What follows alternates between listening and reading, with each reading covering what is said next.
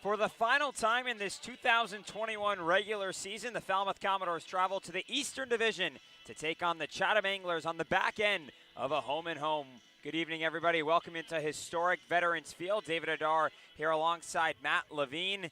Matt, let's jump right into it. Last night, a thriller for the Commodores, probably one of the most exciting games this team has had this summer, and it ends in a 5-4 decision courtesy of the bat of Chris Armstrong, who went deep to right field for his team-leading 6th home run of the season, and it just ended what was a really good game all around for this Falmouth team.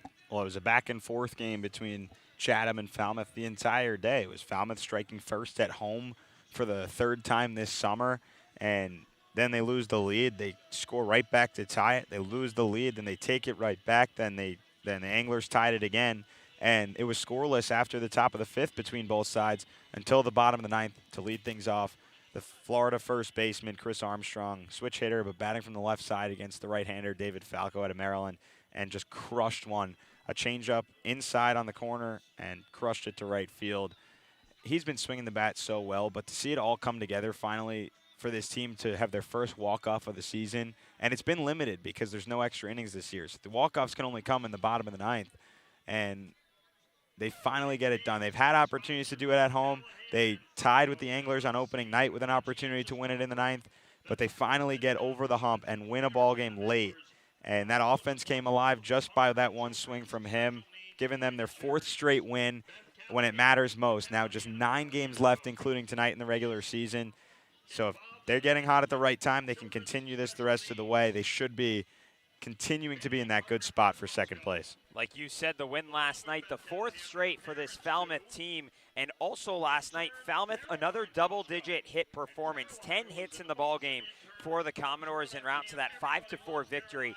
Matt, that's the 8th time this summer that Falmouth has had double-digit hits in a ballgame, but they've now done it in back-to-back games for the first time all year, and it just kind of shows that this team is starting to click, especially offensively of late. Well, a couple of nights ago, it's amazing, in 6 innings against Cotuit due to darkness, Falmouth puts up 9 runs on 11 hits. That was in 6 innings.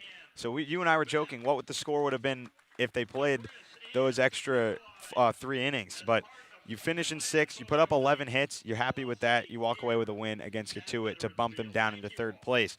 Now you got sole possession of 2nd, and your offense is starting to wake up a little bit, backed by the pitching, which has been so solid over the last, I would say, month, really. But if the offense continues to play the way it is, you're going to give yourself just more of an opportunity for the extra games in the postseason.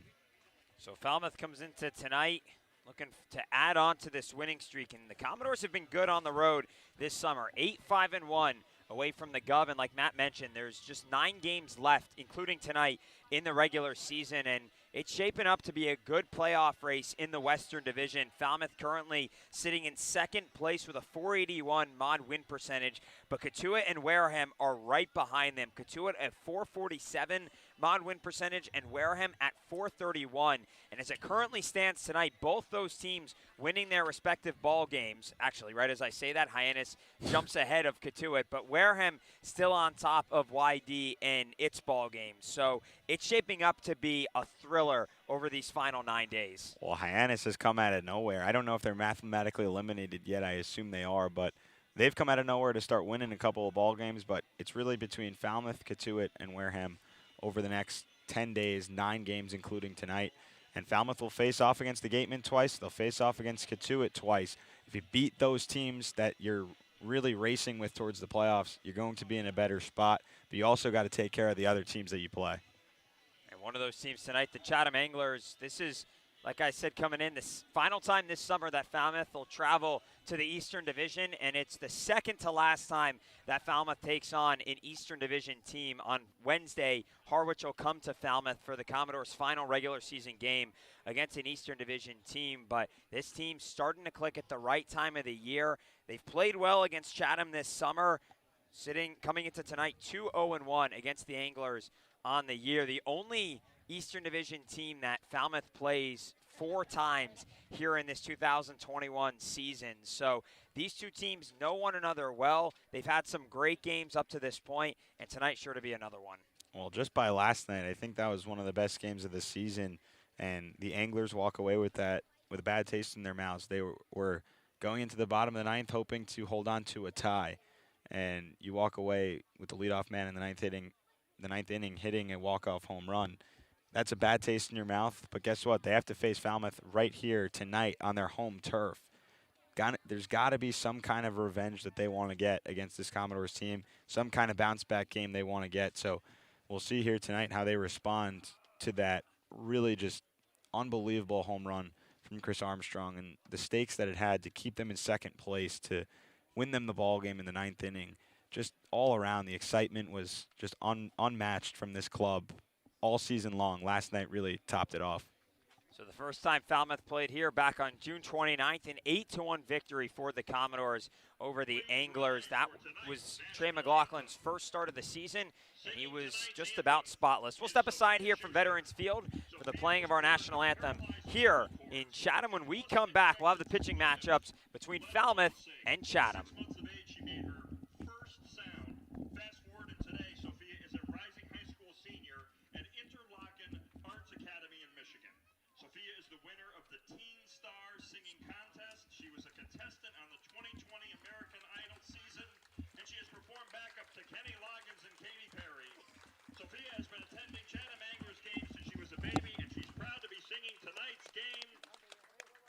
For tonight's game, singing tonight's anthem is Sophia Schuster. Oh, say, can you see by the dawn's early light what so proudly we hailed at the twilight's last gleaming, whose broad stripes and bright stars through the perilous fight o'er the ramparts we watched were so gallantly streaming, and the rocket's red glare, the bombs bursting in air, gave proof through the night that our flag was still there. Oh, say, does that star-spangled banner yet wave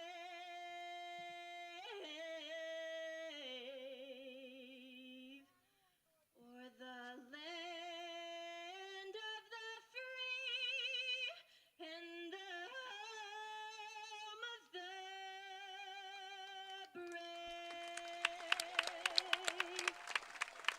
What an amazing job by Sophia Schuster. Thank you, Sophia.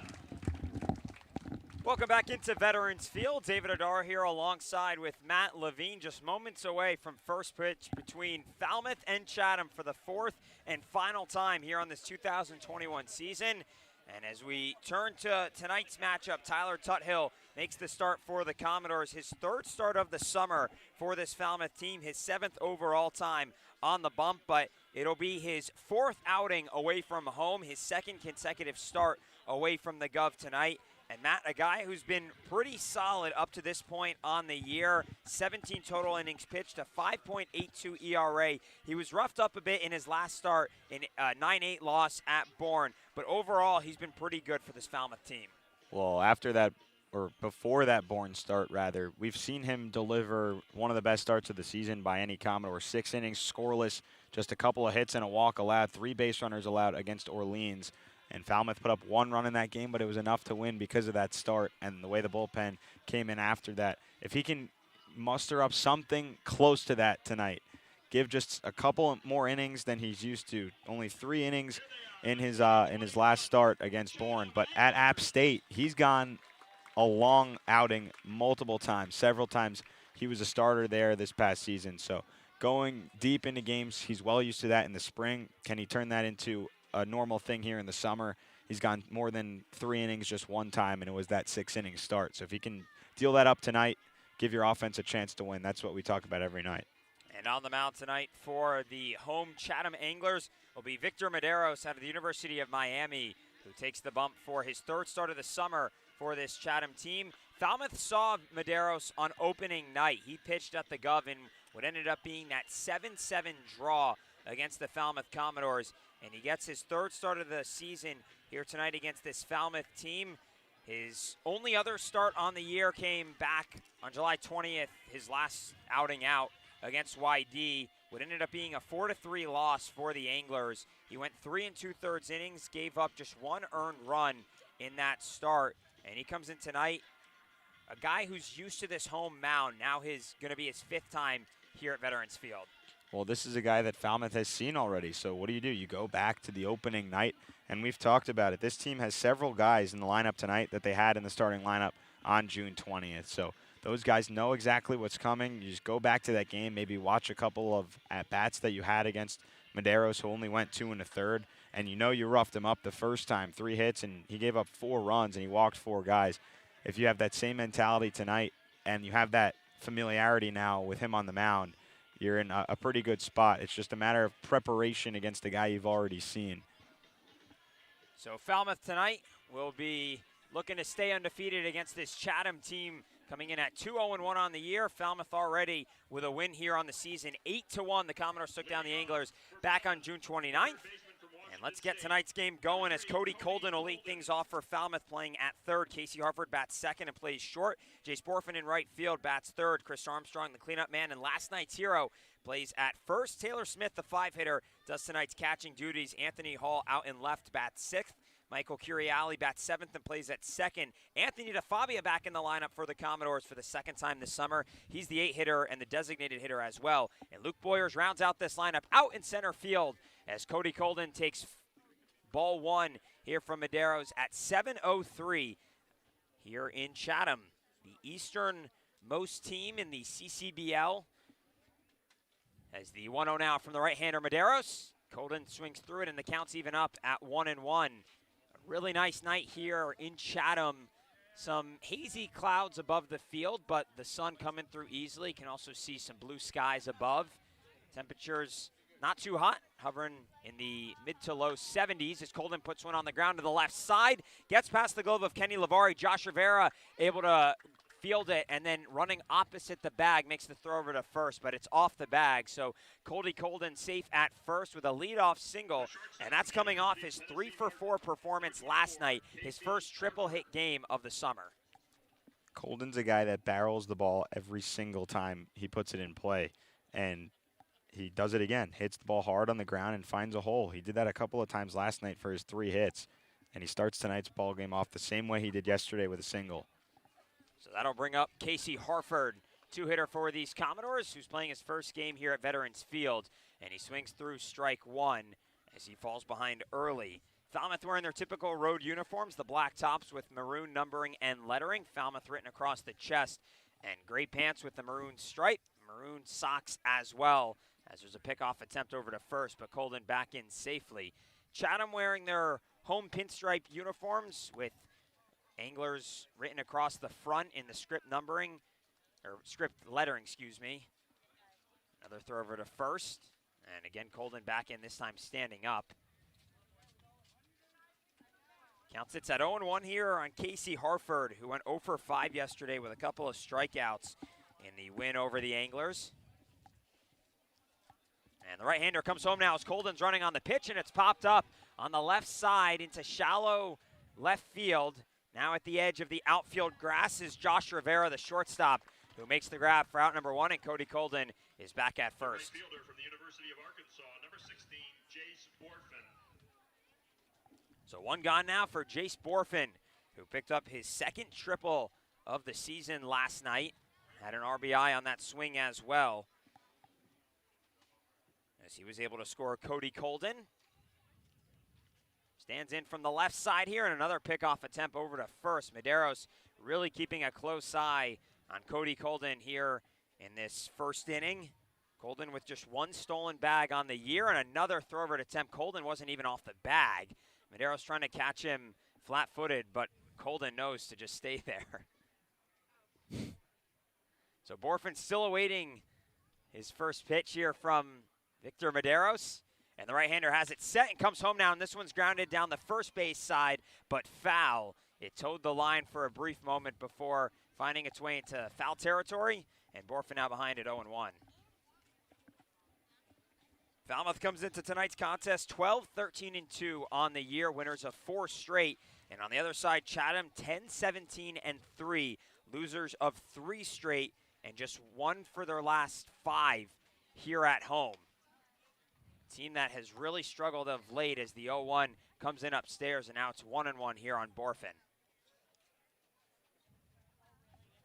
Borfin on the season, hitting .316 for the Commodores, the best hitter in this lineup and one of the best in the Cape Cod League as well. There's a 1-1 now from the right-handers, grounded on the right side and through the gap. Colden is going to round second, but he's going to hold up there as Jace Borfin has his first base knock of the ball game, making it now 6 straight games for the right fielder with a base hit. And the Commodores have runners on first and second with just 1 gone. Borfin's really settled into a groove. He's up at the top in batting average for this team, tied with Armstrong at .316. DeFabio is hitting .667, but that's only in 1 game. He went 2 for 3. So Borfin and Armstrong tied for the team lead in average, and Borfin just continues to hit, continues to add on to that streak. And in the middle of the order and at the top in the 3 spot, he really rounds out the top of the order and then starts it for the middle half as well every single game. Here's last night's hero, Chris Armstrong, who the first pitch he sees grounds into the second baseman, Danny Soretti. The throw to second in time, and then the flip over to first just in the nick of time to get out Chris Armstrong on an inning-ending double play. 4-6-3 as it's drawn up to get out of this first inning. We'll move to the bottom of the first. Chatham coming to bat in a scoreless ball game when we come back from Veterans Field. And the Falmouth Commodores, the Cape Cod Baseball League, and the NCAA promote good sportsmanship by student-athletes, coaches, and spectators. We ask your cooperation and the positive support of the participants and officials. Profanity, racial, or sexist comments or other intimidating actions directed at officials, student-athletes, coaches, or team representatives will not be tolerated and are grounds for removal from this ballpark. We ask parents to keep their children off the roofs of the dugouts, away from the batting cages, and out of the bullpen area. Please throw rubbish into the barrels and recycle aluminum cans in special barrels located around the park.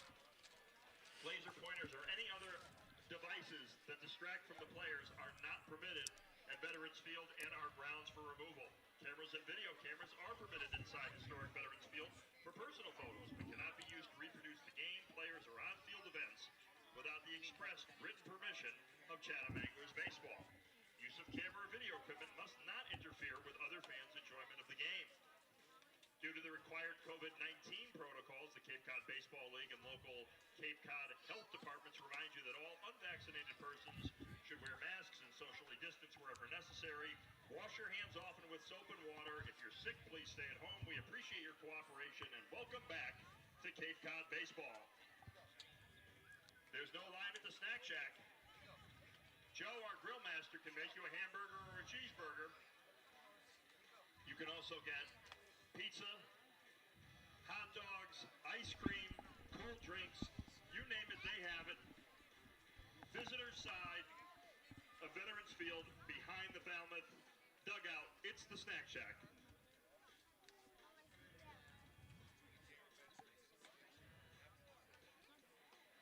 Back here from Veterans Field as we head to the bottom of the first, scoreless between Falmouth and Chatham.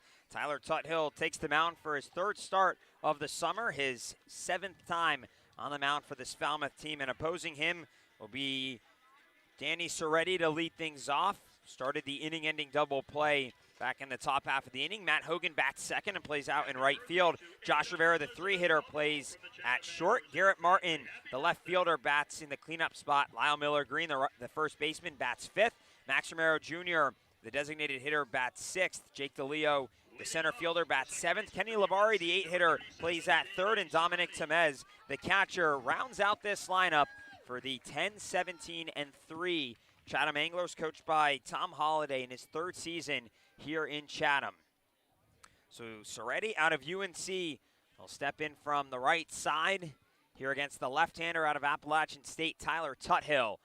And first pitch comes in here from Tuthill on the outside part of the plate for a called strike by Joe LaBella, tonight's home plate umpire. Ronaldo Cockrum at first, and Lou DeLuise is over at 3rd. Here's the 0-1 now from Tuthill, and it's lined into right field, hooking towards the line, and it's going to fall down for a base hit, and that's going to be extra bases for Soretti. Turns on the Jets as he rounds first, and he's into second with a leadoff double here for the Anglers. That's now 3 doubles for Danny Soretti over tonight and last night. A guy who coming into last night's game had no extra base hits and now has 3 doubles on the year.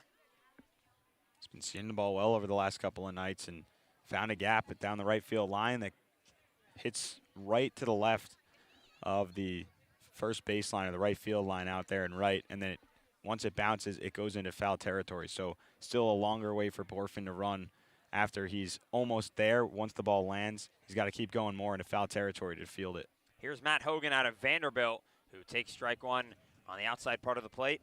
Hogan, the left-handed hitter out of Vanderbilt, who's batting .267 for this Chatham team. Danny Soretti leads off of second here for the Anglers. And the 0-1 now from Tuthill is over the heart of plate. And now Hogan behind in the count, 0-2. Hogan last night went 1 for 4 with a couple of RBIs in the loss to these Commodores. He's been a good hitter out of Vanderbilt for this Chatham team ever since his arrival.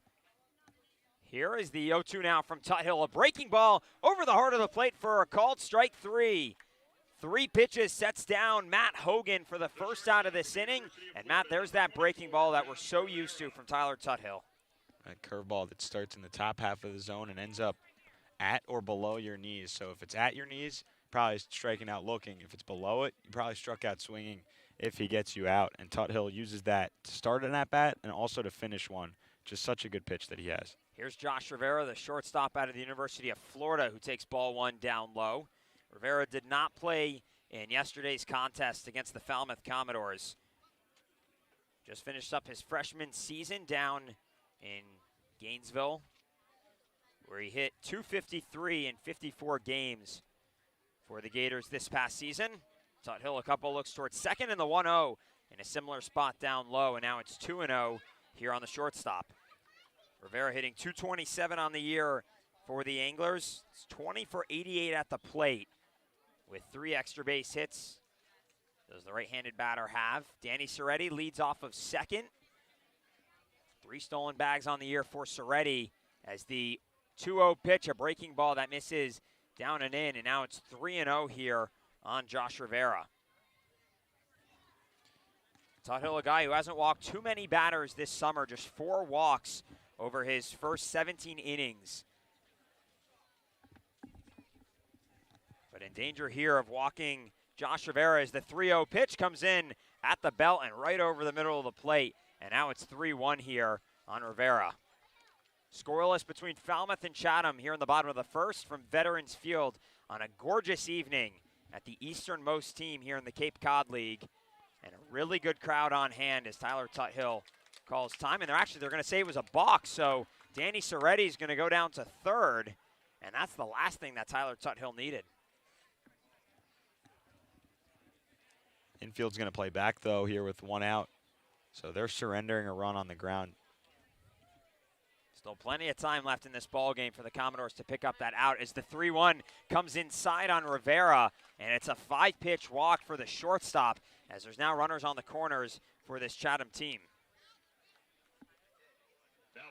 Well, that kind of helps Tuthill in a way now because you have the double play in the infield now. So with first base open there, it's not the worst thing in the world to issue a walk if he's able to get that ground ball here from the bat of Garrett Martin. And if the infield can turn it, he'll be happy with that walk. We'll see what Falmouth can draw up here. Michael Curiali plays closer towards second as Garrett Martin digs in and takes a called strike on the inside part of the plate. Martin out of McLennan Community College playing in his 8th game with the Anglers this summer. Last night went 1 for 4 in the loss to Falmouth. He's hitting .273 on the summer, albeit a smaller sample size and a big hack. He's now behind 0-2.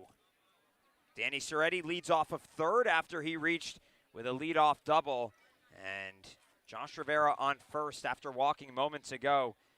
Still scoreless between Falmouth and Chatham. Tyler Tuthill on the mound for his third start of the summer, and the 0-2 now from the left-hander is fouled into the backstop, and the count remains 0-2.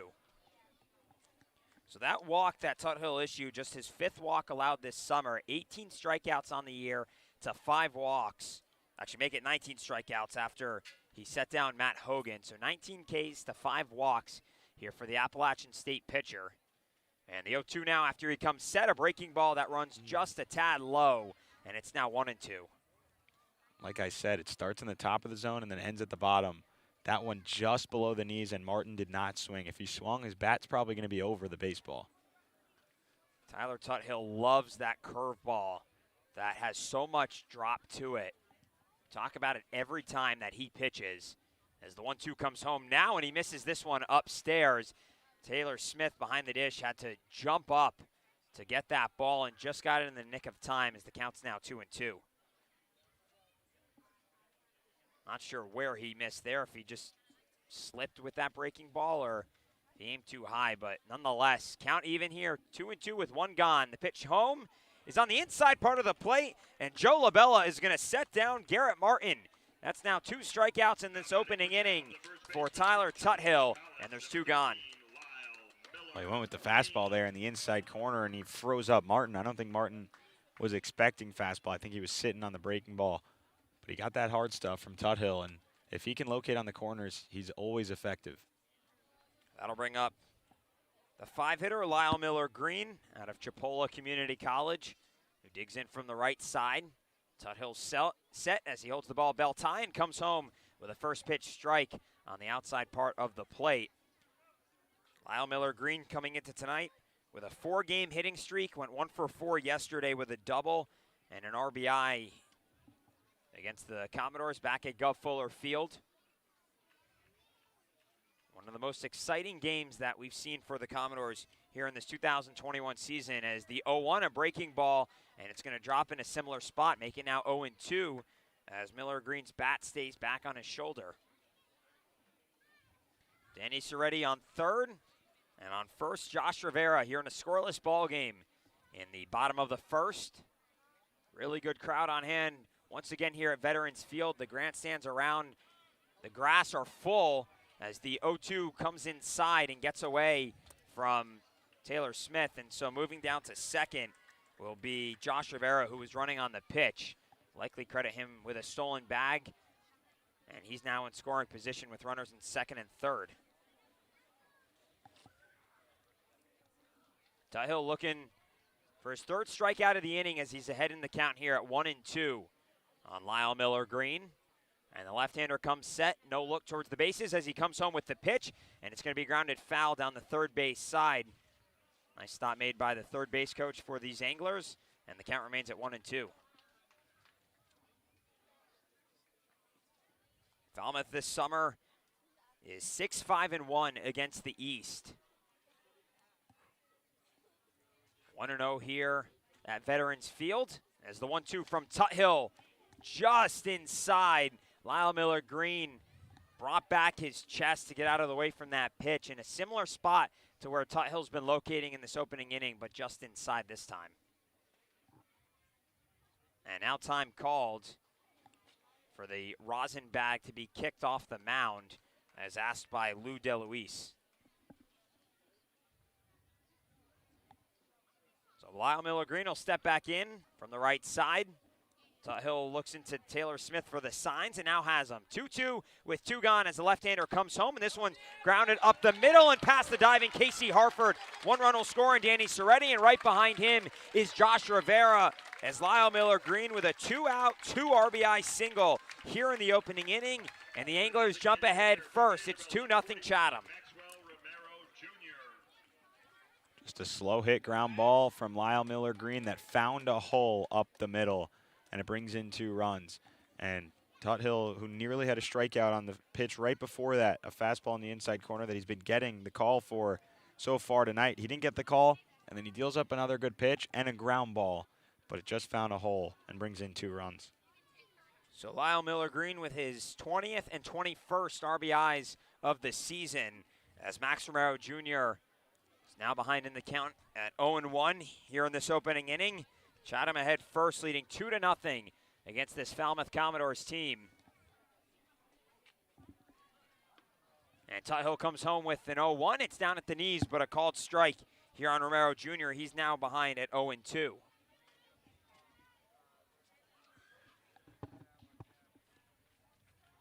So Tuthill, who surrendered 5 runs in his last start against Bourne back on July 19th, gives up 2 here in the opening inning as the 0-2's cut on and miss by Max Romero Jr. And that'll end this inning as Tyler Tuthill able to pick up his 3rd strikeout of the inning, but not before Lyle Miller Green with a slow hit, 2 RBI single up the middle, and Chatham will move to the 2nd inning up 2-0 here from Veterans Field.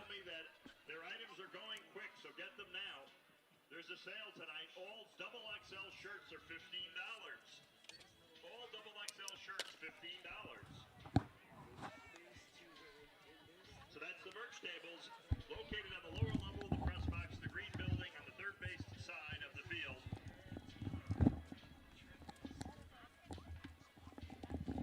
Any balls in out of play may be returned to the 50-50 table, where you will receive a coupon for a free ice cream cone at Short and Sweet Ice Cream. That's Short and Sweet, located at Route 28 near the intersection with Route 137. They have indoor service now, and they're open till 11, so you can go after the game. The Chatham Anglers Baseball Clinic is backed by popular demand. It's sponsored by the Chatham Rotary Club and the Chatham Athletic Association. Clinic is open to 3 different age groups, 6 to 8, 9 to 12, and 13 to 17. Sign up right here every Monday morning at 8 a.m. Bring your glove and be ready to have fun and learn the game of baseball with Chatham Anglers players and coaches.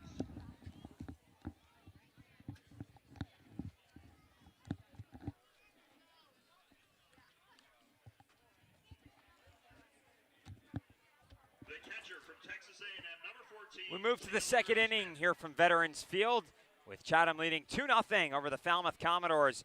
And this half inning, Falmouth will bring 5, 6, and 7 up to the plate as Taylor Smith will lead things off for Falmouth. Commodores had 2 singles in the opening inning and had 2 aboard with just 1 out, but Chris Armstrong got into an inning-ending double play to get the Anglers out of the jam, and now Taylor Smith will lead things off for Falmouth as he takes a called strike from Victor Medeiros. Taylor Smith did not play here at Veterans Field the last time the Commodores came to town, but last night against this team, he went 1 for 4 with an RBI double in the win, and now he's behind 0-2 as he swings through a pitch to fall even more behind in the count. Medeiros does not have any strikeouts yet in the ball game. Guy who doesn't overpower too much, but he's ahead in the count here at 0-2. And the pitch now, and they're going to say that Taylor Smith went around a half swing from the Falmouth catcher, but the home plate umpire and Joe LaBella calls him out, and there's 1 gone here in the 2nd inning.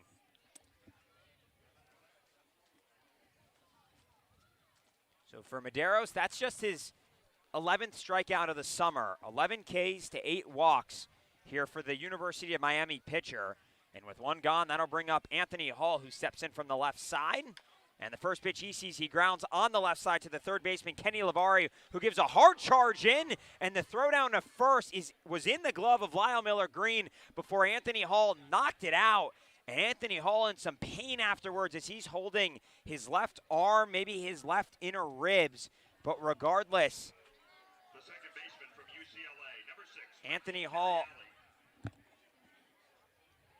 Well, I don't know if the ball hit him on the throw or if the glove of Lyle Miller Green slapped the tag on him hard. He's safe at first.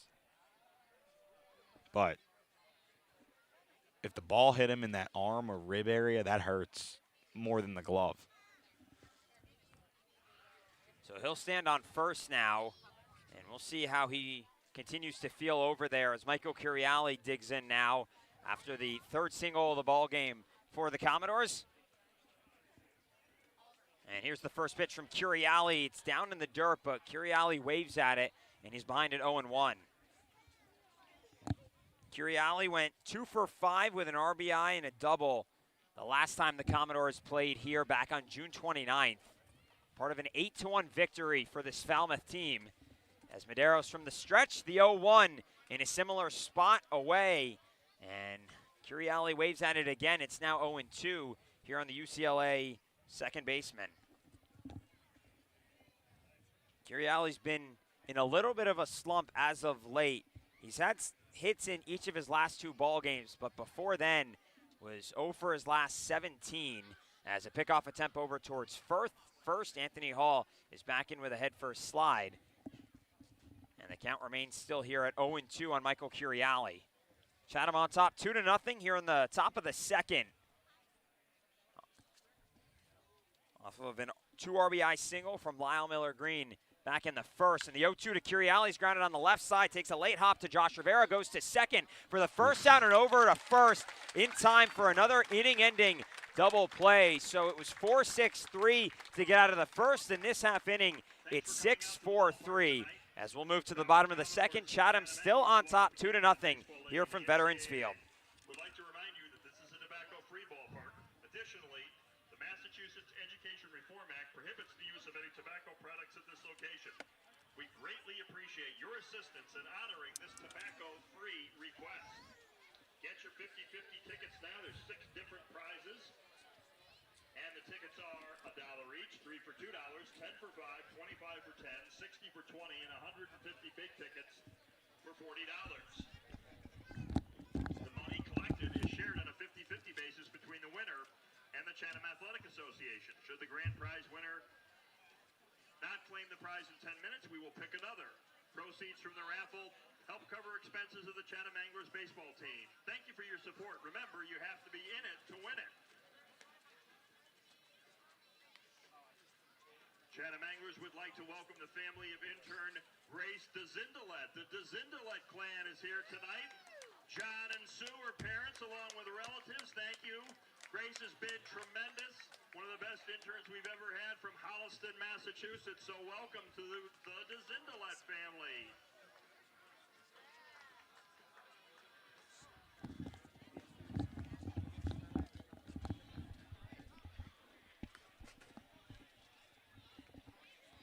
Saw Clara, super fan from Beverly, Mass, with her Chatham Anglers shirt and hat before the game. So welcome back to Veterans Field to Clara from Beverly, Mass. Tyler Tuthill comes out for his second inning of work here in a 2-0 lead for the Chatham Anglers. As we go to the bottom of the second, 7, 8, and 9 set to come up for the home Anglers. Jake DeLeo, Kenny Lavari, and Dominic Temez for Chatham. DeLeo step up to the plate for the first time here in this ballgame after going 0 for 3 yesterday against the Commodores. Playing in his 29th game out of Georgia Tech, and he takes a called strike on a breaking ball.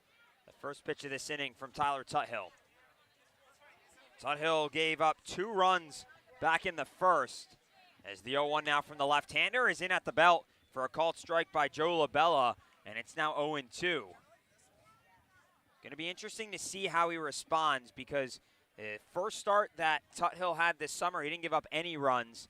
And the second outing he had against Bourne, he gave up 5 runs, all of which were in the 3rd inning.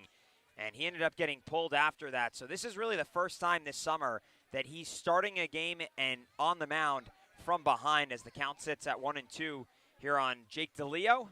And the 1-2 is popped foul behind home plate towards the parking lot, and it remains 1-2.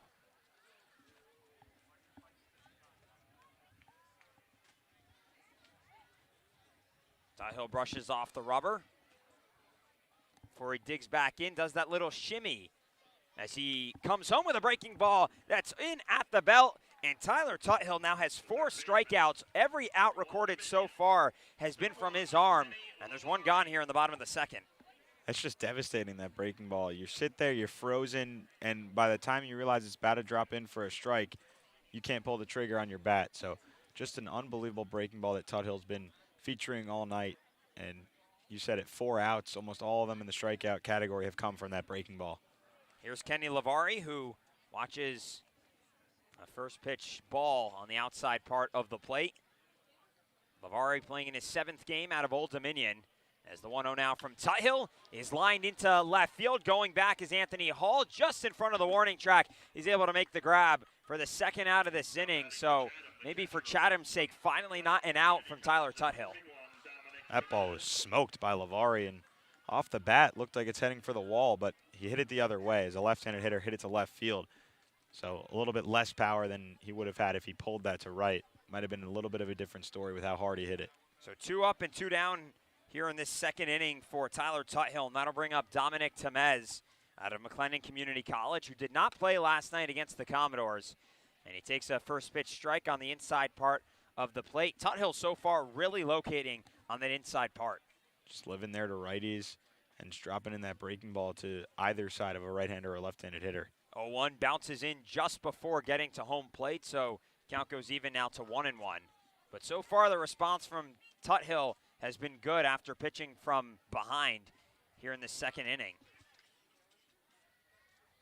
Here's the 1-1 now from the Appalachian State left-hander. Just low, below the knees, and it's now 2-1. Tuthill now surrendering runs for the 4th time this summer, and for the first time doing it in back-to-back outings. As the 2-1 now from the left-hander, a breaking ball that drops inside, and it's now 3-1.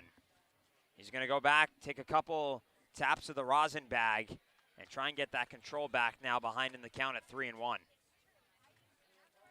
Chatham on top 2-0 here in the bottom of the second as the 3-1 from the left-hander runs inside, and Dominic Temez has himself a 5-pitch walk here from Tyler Tuthill, the second walk issued tonight by the Falmouth pitcher. Now he's 1 time through the order. He has 4 strikeouts. He's given up 2 walks. One of them came around to score, and a couple of hits as well.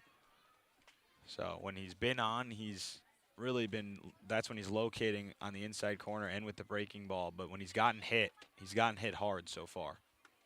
Back to the top of the lineup for Danny Soretti, who takes strike 1 on the inside part of the plate. Feel like deja vu saying that every time a guy comes up, but that's pretty much what Tyler Tuthill's been issuing so far here to these batters. Tuthill from the stretch, the 0-1, in a similar spot on the inside part of the plate, and now it's 0-2. Soretti led off the ball game with a double to right field, and then came around to score on the 2 RBI single from Lyle Miller Green. It's minding the count here at 0-2 as the left-hander comes home. This one is inside as Soretti had to spin out of the way from it, and the count goes to 1-2. Well, Tyler Tuthill's approach has been very simple. Inside corner with the fastball, breaking ball low in the zone. That's what he's been doing tonight. A look towards first, and now the 1-2 from the left-hander is lined into right field the opposite way. But Jace Borfin there this time to make the grab and end the inning. So Chatham strands a runner and Dominic Temez here in the second, and through 2. It's 2-0 Chatham here from Veterans Field. If you want to hit a home run with your retirement income plan, schedule a time to meet with me today. Get more details at fairwayfinancial.net. That's fairwayfinancial.net.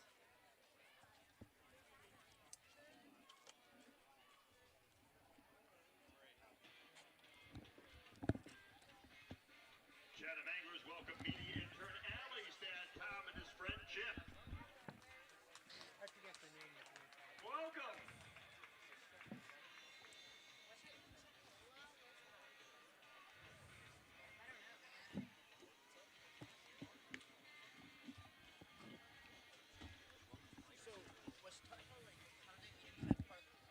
Cape Cod Baseball League would like to welcome our new sponsor, Mosquito Mary's, a locally owned, family-operated business that provides all-natural mosquito tick control services. Call 866-ASK-MARY or go to mosquitomarys.com. Mention the Cape Cod Baseball League and get your first treatment for only $29.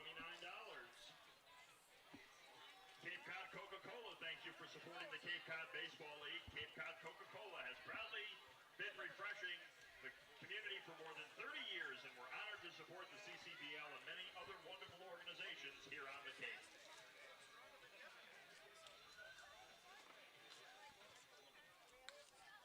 Top of the third from Veterans Field. Chatham on top 2-0 over the Falmouth Commodores. Falmouth winners of 4 straight, Chatham losers of 3 straight, but so far it's the Anglers who have gotten the better of these Falmouth Commodores. And as we move to the third, 8-9-1 set to come up for the visiting side as Anthony DeFabia, the 2-way player out of Stetson, will step to the plate for the Commodores to lead off this half inning. DeFabio went 2 for 3 the first time that he batted this summer, and the first pitch he sees, he fouls over to the right side and out of play behind the Commodores dugout. Went 2 for 3 with a double and a single against Bourne in the first game of this 4-game win streak for the Commodores, and the 0-1 comes in a bit high on him. It's now 1-1.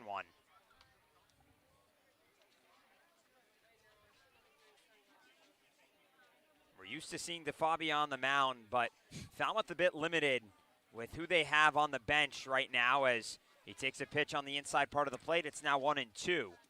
Anthony DeFabio just turned 19 last week or a week and a half ago now, and he leads the league in wins on the mound, and he's being the DH tonight for the Commodores. 1-2 was down in the dirt, but he started to go around, and the home plate umpire, Joe LaBella, going to say he went around. I don't think DeFabio agreed with it. Stood in the box for an extra couple seconds, but nonetheless, that's the first out of this third inning. The center fielder, number 28. So 2 Ks now on the night for Victor Medeiros, and up to the plate now will be the 9-hitter Luke Boyers for this Falmouth side. Boyers went 0 for 3 yesterday and was hit by a pitch in the win over these Anglers. And the first pitch from the right-hander is on the outside part of the plate. Now 0-1 here to Boyers. Boyers hitting just 143 for the Commodores on this summer season. 9 for 63 at the plate. And he swings through a pitch, now 0-2. Boyers didn't play here the last time these two teams faced off here at Veterans Field. And the 0-2 now from the right-hander is grounded foul into the backstop, and the count remains at 0-2. That ball coming in right in the direction of our beat writer, Tommy Mumma, who's taken a different angle for tonight's game, sitting down behind home plate, kind of in the area where we're normally situated when we're on the road. Is the 0-2 is just high and away, now 1-2. Well, I don't know if Tommy heard you say his name, but he just looked at us the second you said that. Thinking telepathically there with our beat writer and one of our roommates. 1-2, and Boyers laid on the swing as Medeiros has back-to-back Ks to start off this third inning, and there's now 2 gone. Boyers just a little bit late on that 87-mile-per-hour pitch. Medeiros doing a good job of locating and mixing up speeds as well, so it's been just a tough patch for Boyers in terms of getting the hits, but he's still getting on base a ton, and that's really all he's got to focus on in the 9 spot. Back to the top of the lineup for Cody Colden, who takes ball 1 off the plate. Colden singled in his first at-bat of the night, and he's really been swinging the bat well as of late. A guy who we used to see in the 9-hole all the time for this Falmouth team, but he's now up in the leadoff spot as the count goes to 2-0 here on the Washington State Cougar. Really a credit, though, to how much he's been working here with the coaches and this team to just continue to get better and better. As the 2-0 now from Medeiros, and Colden fouls it into the back of his shin. Count goes to 2-1.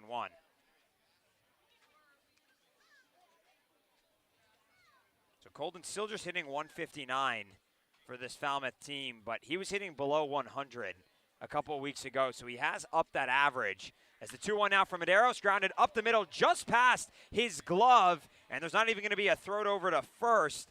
Medeiros stopped some of the motion of that ball, and they didn't realize it was as close to him as it ended up being. The third baseman, Kenny Lavari, came in to get it. By the time he got there, Colden was all the way at first. Another single for Cody Colden, and it comes in the infield. Put the ball in play, you hit it hard, and you have the opportunity to get on base. We haven't seen him catch this many breaks all season, and they're starting to be strung together a little bit. He's stringing at-bats together. He had 3 hits last night in his first 3 at-bats. Tonight, 2 for 2 in his first 2 at-bats. So they've all been singles, but he's starting to really get into a rhythm at the plate, and that's incredible to see if you're Jeff Trundy or really anybody with the Commodores. So Colden now 5 for his last 6 at the plate, like with all singles, like you just mentioned, Matt. But continuing to get on here for the Commodores as he leads off of first with Casey Harford digging in now. 2 gone here in the top of the third. And Medeiros looks over towards first, now comes home. And Harford grounds it over towards the Chatham dugout. And he falls behind in the count here at 0-1. Harford popped up to Josh Rivera, the shortstop, in his first at-bat. As Medeiros comes set, holds the ball letter high, and now comes home with a pitch down low, but Harford fans at it, and the count's 0-2. So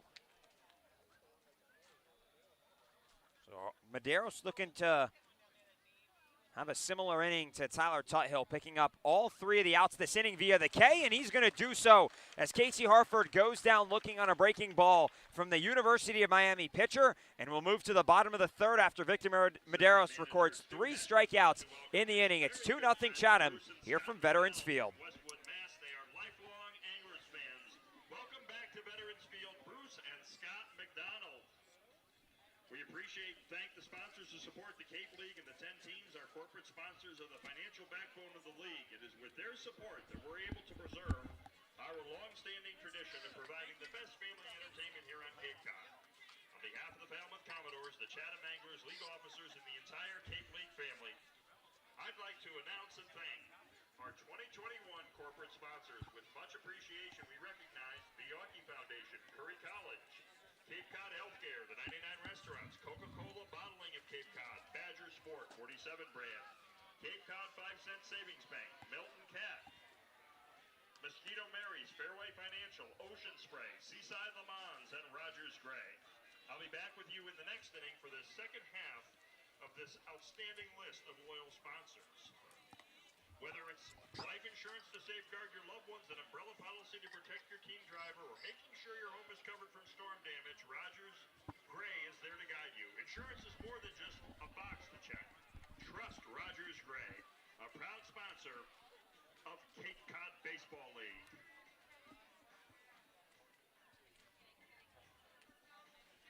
Milton Cat, for sales and rentals of Caterpillar machinery, generators, and marine engines, visit miltoncat.com. Area cat dealer, Milton Cat, Cape and Islands Caterpillar dealer, is a Bottom of the third in a 2-0 ball game. Chatham on top of the Falmouth Commodores, and Chatham set to bring to the plate 2, 3, and 4 here in this half inning. Tyler Tuthill still on the mound for the Commodores, already with 4 strikeouts on the evening, but surrendering the difference maker in this ball game back in the first inning off of a 2 RBI single from Lyle Miller Green. Matt Hogan, who went down looking in his first at-bat, will lead things off here in a lefty-lefty matchup. And the first pitch from Tuthill, a breaking ball that misses a hair inside, and the count goes to 1-0 here on Matt Hogan.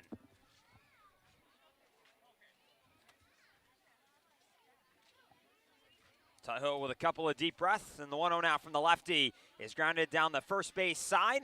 It's fair as Chris Armstrong fields it and tags first himself for the first out of this inning. So 1 gone now, and that'll bring up Josh Rivera for the Anglers.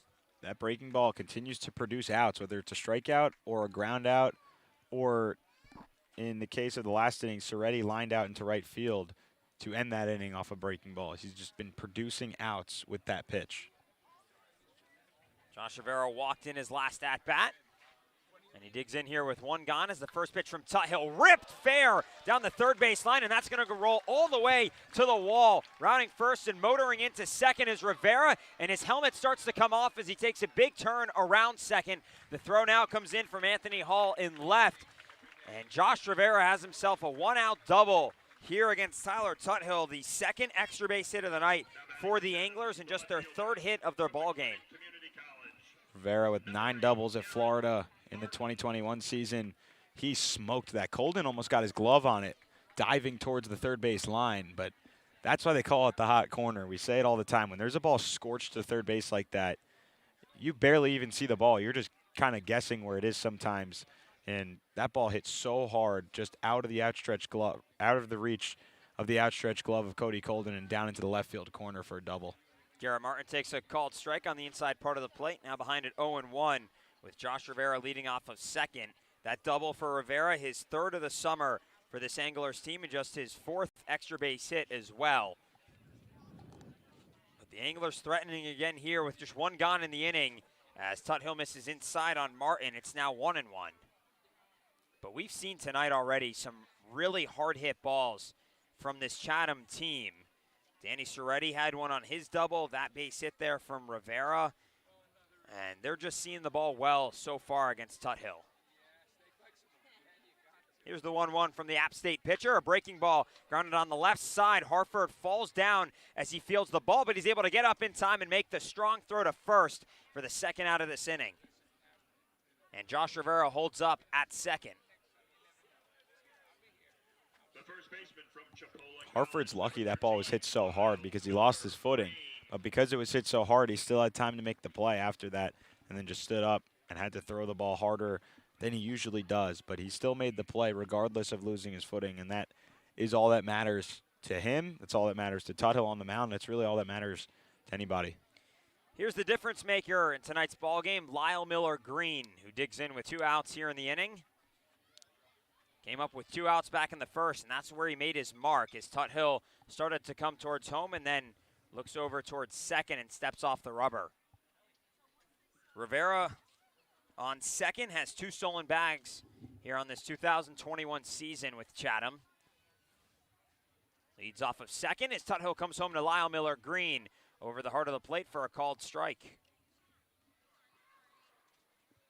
So that single back in the first for Lyle Miller Green extended his hitting streak out to 5 straight games now for the Chipola College first baseman.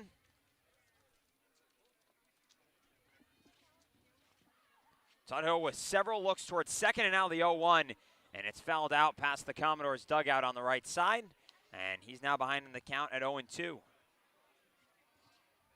So Tuthill getting ahead here again in the count, something he's done a good bit tonight, just 2 walks allowed through the first 14 batters that he's faced tonight. Has given up 3 hits in this ball game and has 4 strikeouts to his resume so far. Comes set with the 0-2, and now he comes home with it. A breaking ball that's fouled down the third base side and into the Anglers dugout, and the count remains here at 0-2. Another hard hit foul ball. Chatham seems to be just barreling up some of Tuthill's pitches tonight. Really been an effective breaking ball to get outs, but it's been hit hard when it's been put in play. Count remains here at 0-2 as Tuthill takes a big deep breath as he comes set. Comes home with a pitch now, and it's grounded to Colden at third, and rather than make the tag over to first, or the throw to first, he's just going to make the tag on Josh Rivera, and so that'll end the inning here in the third as we move to the fourth. Still 2-0 Chatham here from Veterans Field. Corporate sponsors, we also want to recognize and thank Franklin Sports, Cape Destinations, Sullivan Tire, Cape Cod Times, Kenland Grover Real Estate, Cape Cod Chamber of Commerce, Highline Cruises, Sports Picks, On Deck Sports, Barnstable Bat, Hyannis Area Chamber of Commerce, HP Hood, Sunderland Printing, Access Bats, Quest Diagnostics, Cave Space, and of course, thank you to Major League Baseball for more than 50 years of support. Our 50-50 raffle is being held tonight. 6 great prizes, 1 prize pack, $20 gift card from Chatham Fish and Chips, 50 baseball cards, and a 30-minute massage with Kangas Myofascial Massage. Another prize pack's a gift card from the Red Nun and the Highline Canal Cruise for 2. Another prize pack's a gift certificate from the Chatham Candy Manor and a t-shirt from Chatham Ivy. Another is 1 large pizza from Sweet Tomatoes and a t-shirt from Cuffy's. Another prize pack is gift card from the Chatham Squire and a Highline Harbor Cruise for 2, and of course, half the money. 6 great prizes. You have to be in it to win it. Get your tickets now. We will have our sellers going through the crowd, and you can get them from the 50-50 table on the concourse level. We move to the fourth here in Chatham. 2-0 lead for the Anglers over the Commodores.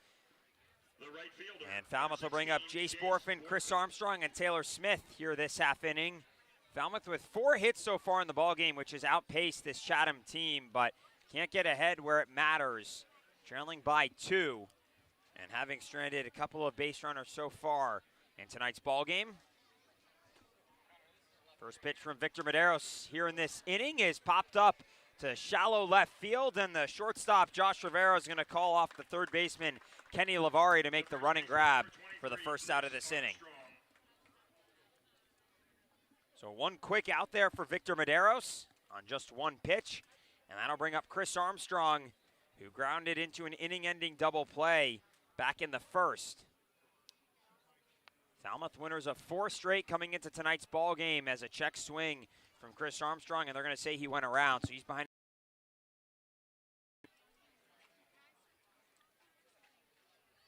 And Medeiros comes set now and comes home with the pitch.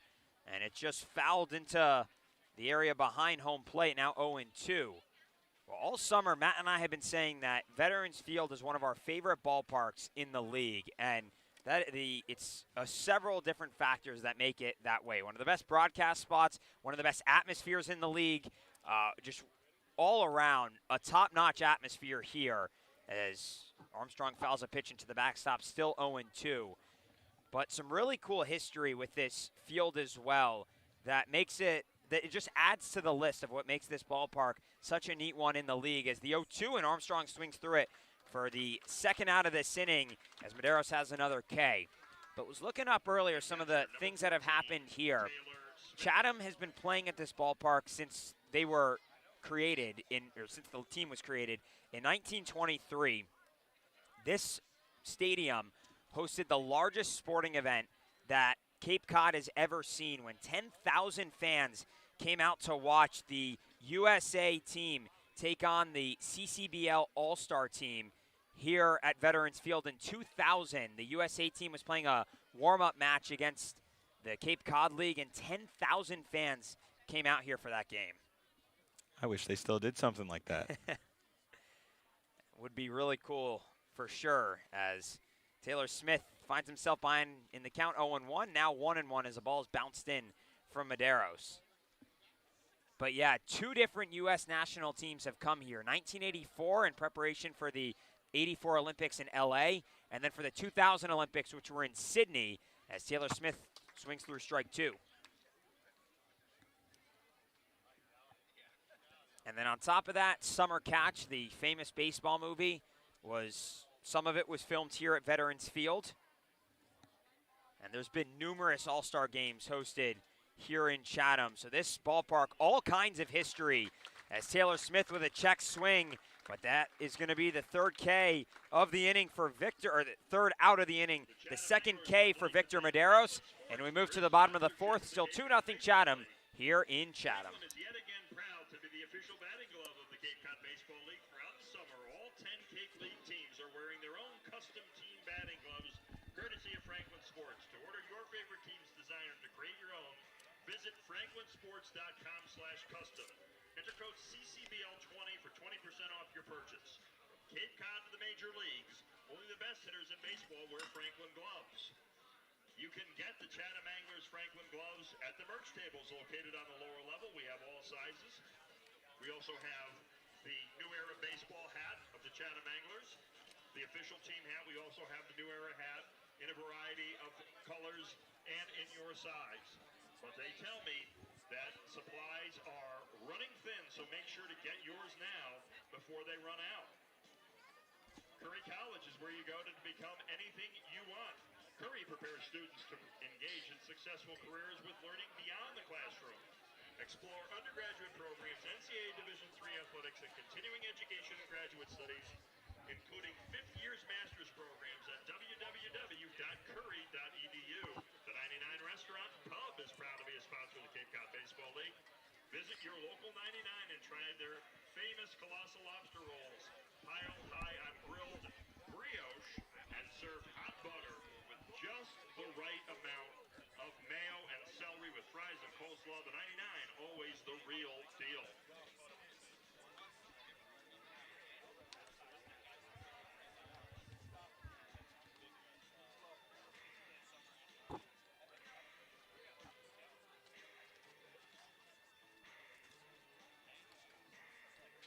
Bottom of the fourth here from Veterans Field, a 2-0 lead for this Chatham team against the Falmouth Commodores in the team's fourth and final meeting of the summer.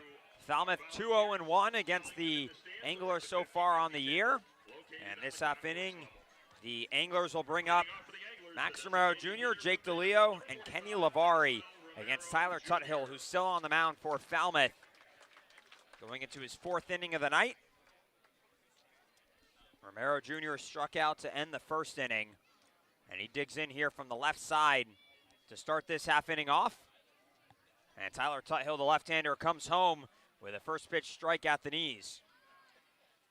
So just to continue on that Veterans Field thought that we were ending last half inning with, the other thing that Veterans Field has done this year and has done for so many times as Romero Jr. grounds one to Hartford at short, and the throw across the diamond in time for the first out of this inning.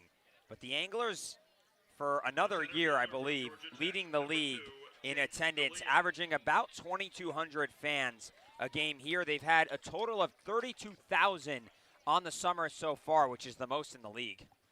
It's a good place to watch a ball game, and we're situated right behind everything pretty much. The last row of the seats behind home plate is directly in front of us, so we can see all the fans in front of us in the outfield, on the first and third base sides, and behind home plate. Just so many different spots to catch a ball game here in Chatham. Jake DeLeo, the batter now, as he stands even with a 1-1 count here on Tyler Tuthill. Kind of bummed it's our last time coming out here for the summer.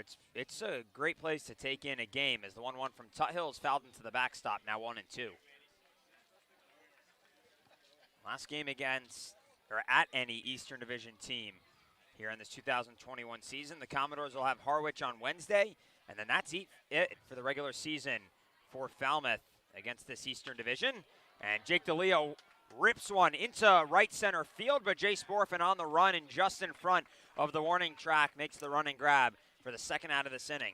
The third baseman from Old Dominion. Borfin just finished his freshman year at Oklahoma. He's on his way to Arkansas next month, next month, I guess, a couple days away from August. So next month, on his way to Arkansas to start his first year there. But guy just finished his freshman year, and almost every time a ball's hit in the gap or down the line, he's taking the proper route to it to get behind it and make the catch on the run. First pitch to Kenny Lavari. He pops foul and out of play for strike one. Rarely do you ever see Borfin not in the right stride to make the catch. Just seems to always make it look more simple than it is out there and right. Here's the 0-1 now from Tuthill, and a breaking ball in at the belt for strike two. Well, Borfin just finished up his freshman year, but a guy who looks like he's been playing at the collegiate level much longer than his age, as the 0-2 is fouled into the netting behind home plate, and it's still 0-2. And that just speaks, Falmouth has a few guys like that. They have Jay Sporfin, they have Braden Taylor, this year's Big 12 Freshman of the Year, along with several other players here that look much older and play as if they were much older. 0-2 again from Tuthill, and it's a breaking ball outside, now 1-2. The entire outfield, Luke Boyers, Anthony Hall as well, all just wrapping up their freshman seasons. It's really just, it's hard to wrap my mind around that, but the way they play, so impressive, as that one's fouled away to the left side as well. Count stays 1-2, but the way they play, just so impressive, and they've earned their spot in this outfield. And each of them has really earned each of their spots individually, too. Hall in left, Boyers in center. We've seen Borfin in right almost every single game, unless he's the DH. Here's the 1-2 now from Tuthill, and late on the swing is Kenny Lavari. And for the first time tonight, Tyler Tuthill has himself a 1-2-3 inning, as it's still 2-0 Chatham here against the Falmouth Commodores. We'll move to the fifth, and that'll take over on play-by-play when we come back here in Chatham.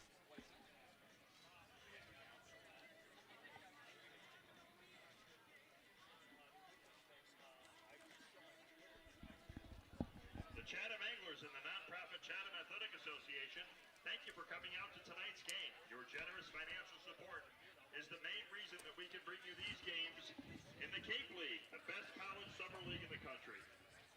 As Anglers supporters pass through the crowd, please be as generous as you can. Remember, there is no admission. Again, the Anglers thank you for your support.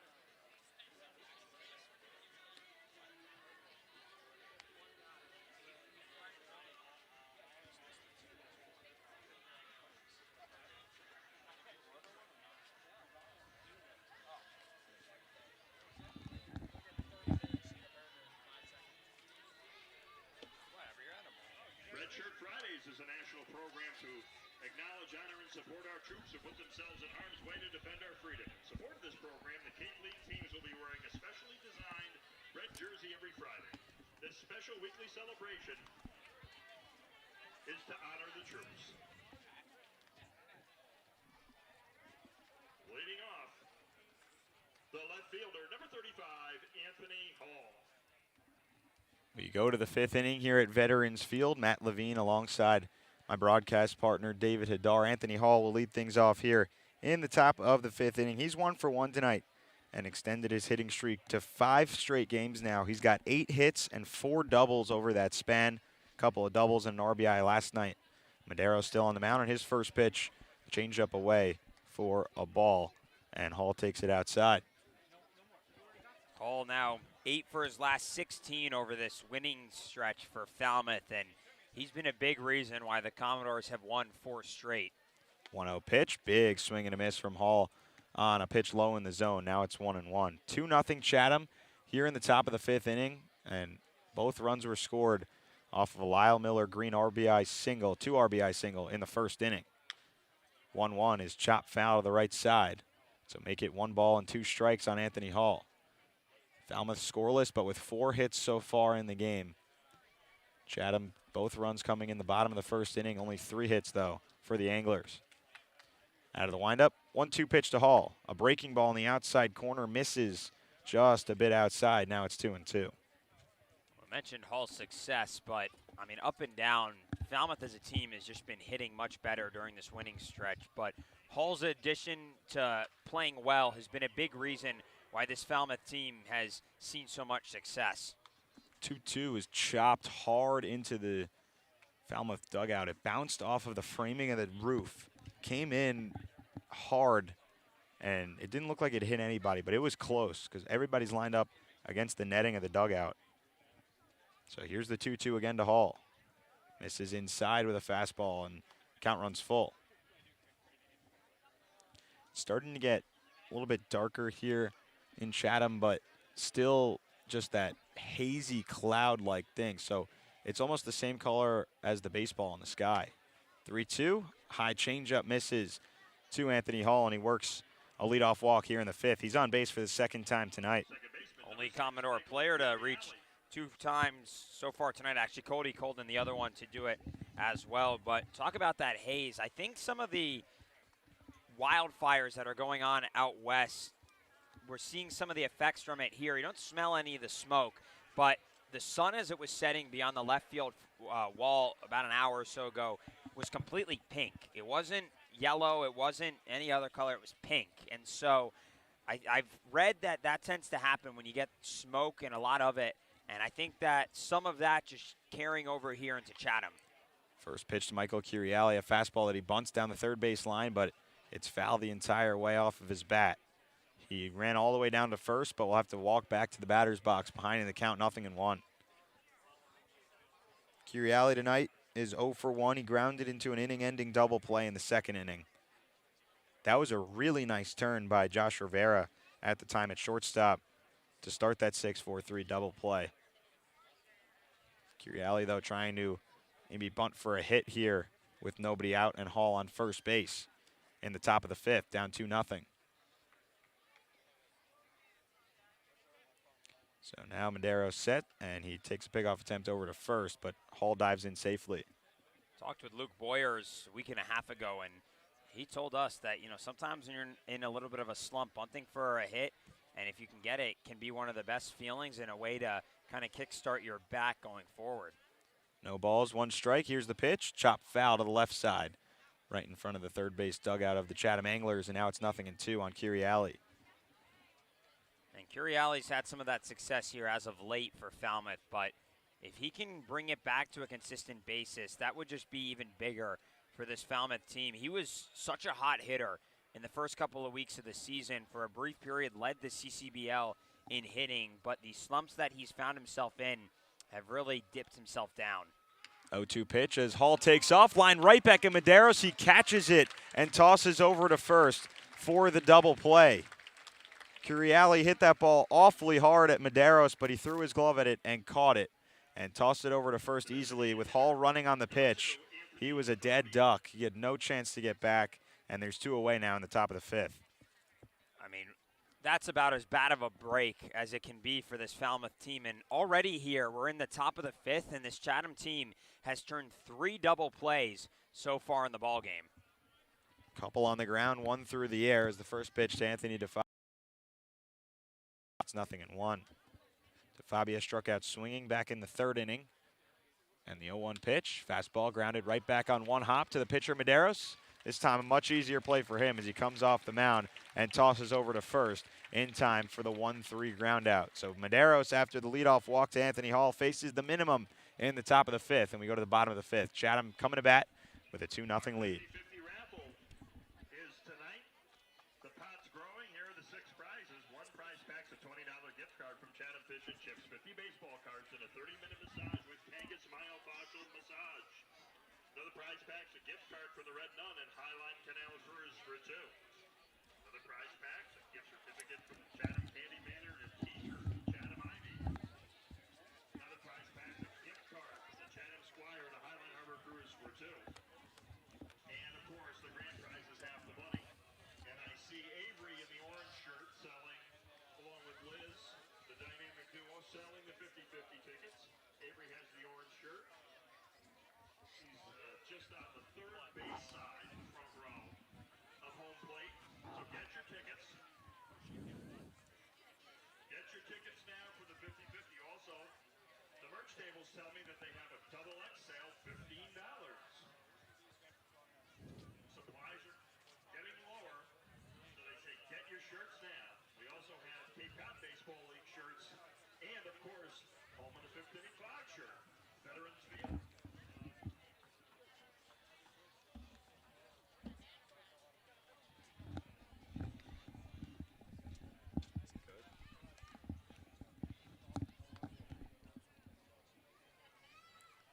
Leading off for the Anglers.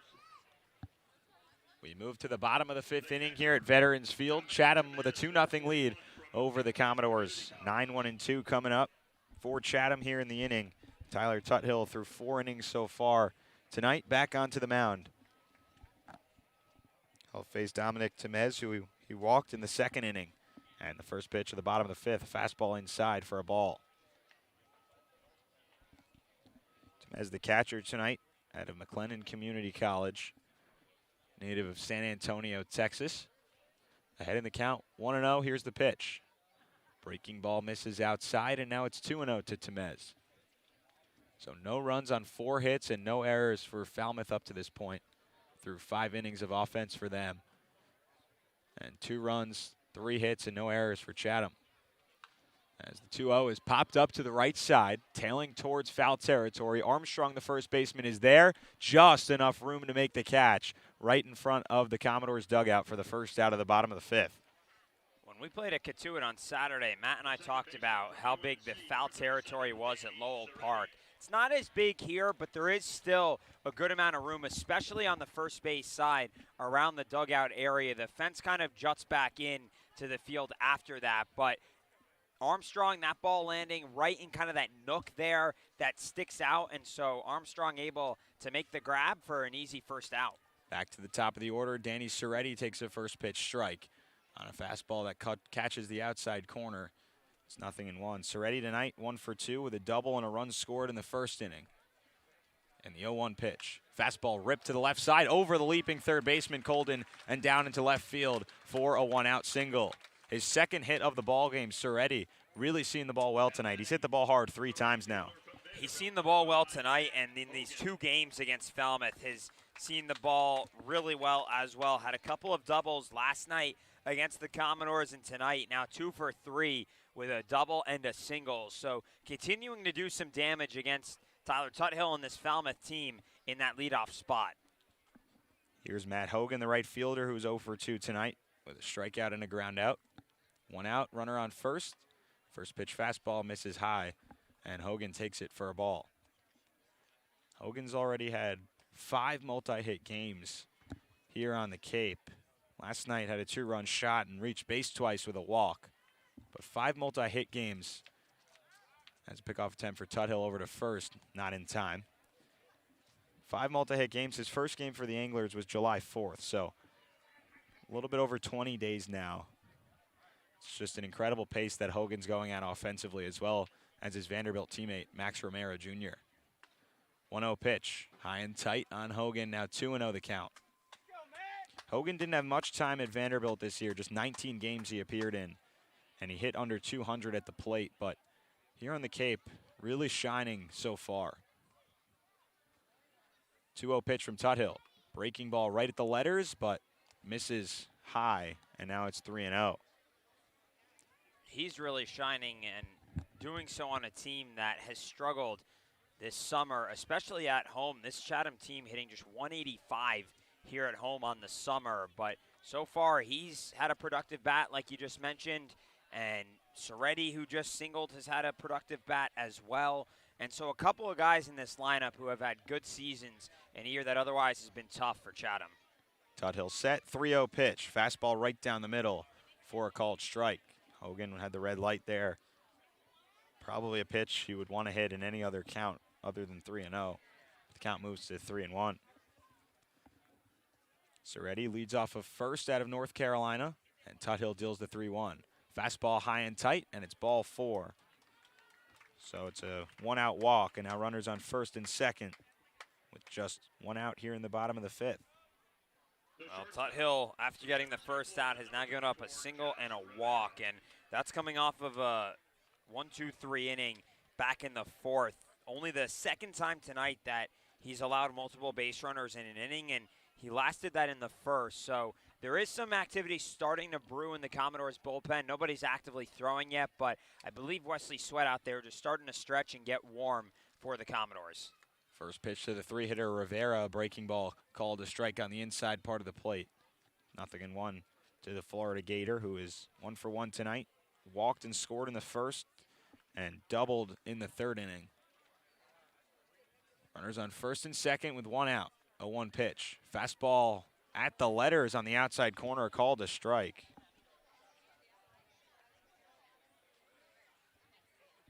Count on the scoreboard says 1-1, but looked like Joe Labella made it 0-2, the home plate umpire.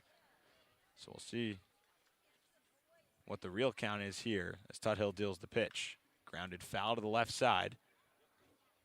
So either way now, 2 strikes. Yeah, scoreboard says 1-2. Still waiting on Labella to signal what the count is to Tuthill on the mound. I was going to say he was looking out in the direction of the scoreboard, but still hasn't brought his hands up at all. Now he does. It is 1-2. So he made the motion to call that fastball high and away a strike. And Rivera looked like he wasn't happy with the call, but it was called a ball. Soretti leads off second, Hogan off of first with 1 out. Runners take off, grounded to the third baseman, Colden. He steps on the bag, throws over to first, and Armstrong can't scoop it out of the dirt, and it gets away from him. Hogan now round second. He's going to round third as well, and he'll come in to score standing up, as now standing on second base is Josh Rivera. It's now 3-0 Chatham on an error from Cody Colden that he almost made a spectacular double play on, but his throw over to first got away from Armstrong and allowed a run to come in from first base to score. That's a tough break there for Falmouth. Colden had the wherewithal to tag third. He almost didn't. He almost just instinctively went to first, but at the last moment got his toes on the bag. But then because he was not thinking about the throw in advance, he was thinking about that first out, he ended up not really having any momentum taking him towards first and just didn't have the strength to get that throw across, and that's a tough scoop for Chris Armstrong, but they're going to give an error there to Colden, so that's a tough break for Falmouth. 2 outs now in the inning, and the first pitch breaking ball to Martin is a called strike. Martin's 0 for 2 tonight with a strikeout and a ground out. So it's an error on the play, but Hogan running on the pitch scores all the way from first base. 0-1 fastball in the inside corner, a called strike to Martin. No balls, 2 strikes with 2 outs, and Rivera standing on second. 3-0. Chatham has the lead here in the bottom of the 5th inning. And the 0-2, a fastball blown right by the swing of Garrett Martin for the 3rd out of this inning. Well, that's a way to get out of the inning. Tyler Tuthill picks up his 6th strikeout, but another run comes across for the Anglers in the bottom of the 5th. It's now 3-0. After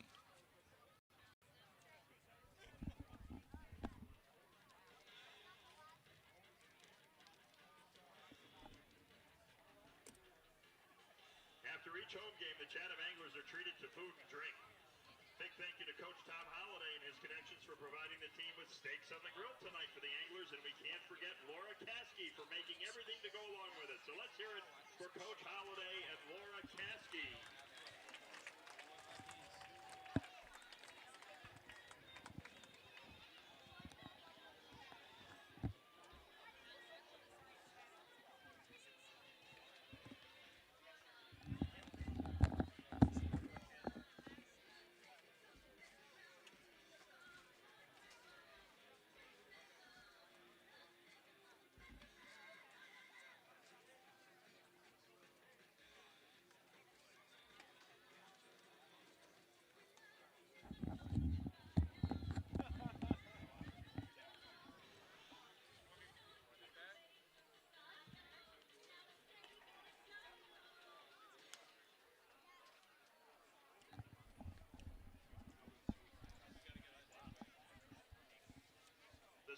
We're through 5 here in Chatham, and it's 3-0.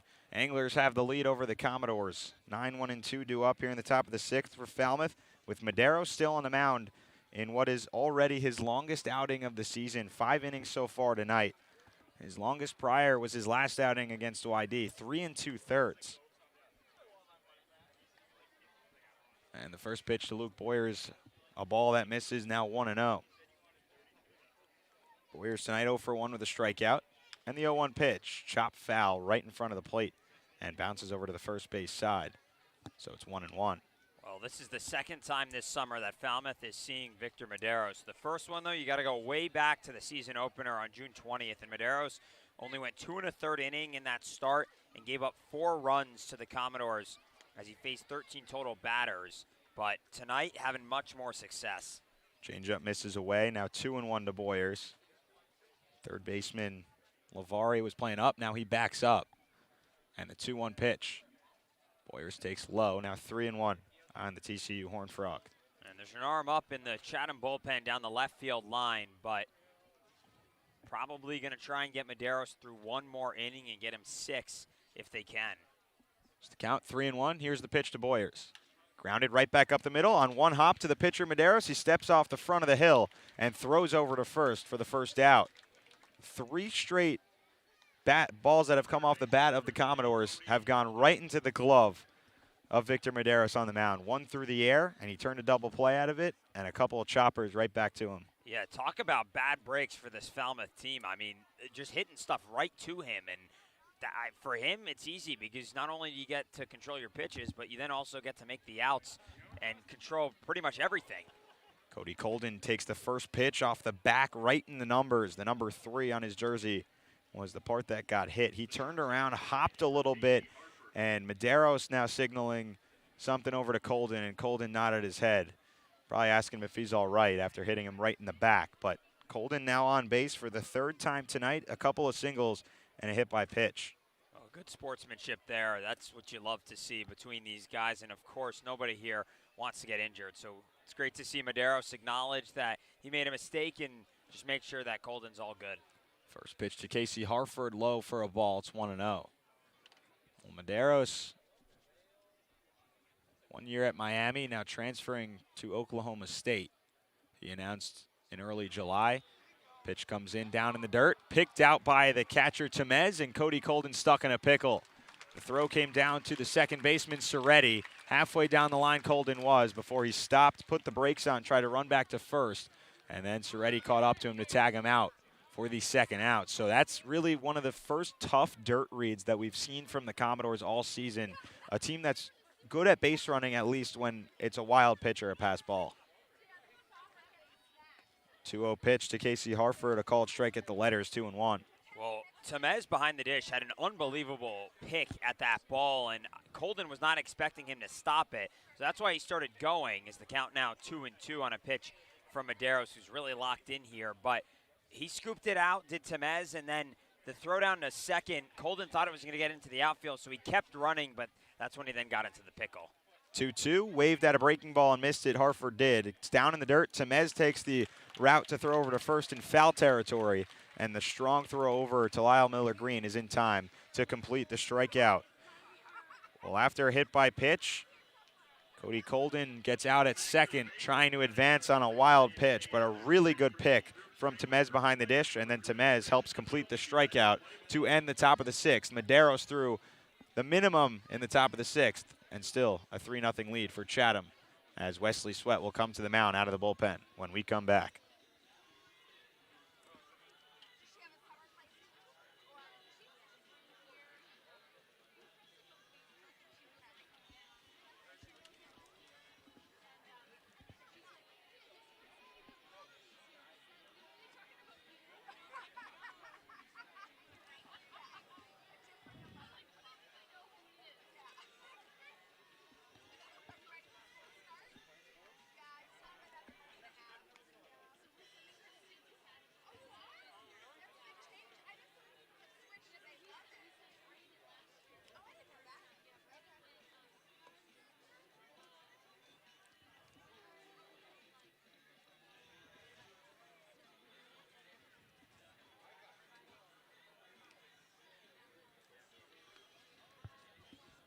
Now pitching, number 40, Wesley Sweat with the University of South Carolina.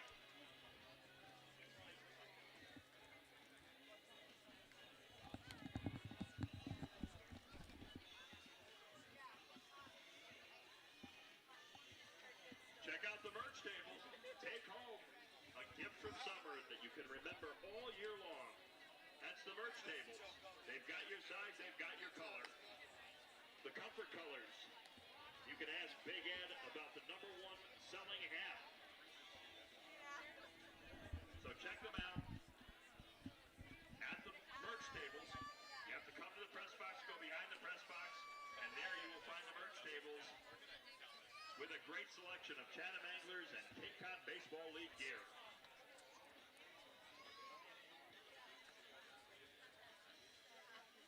They take credit cards and cash.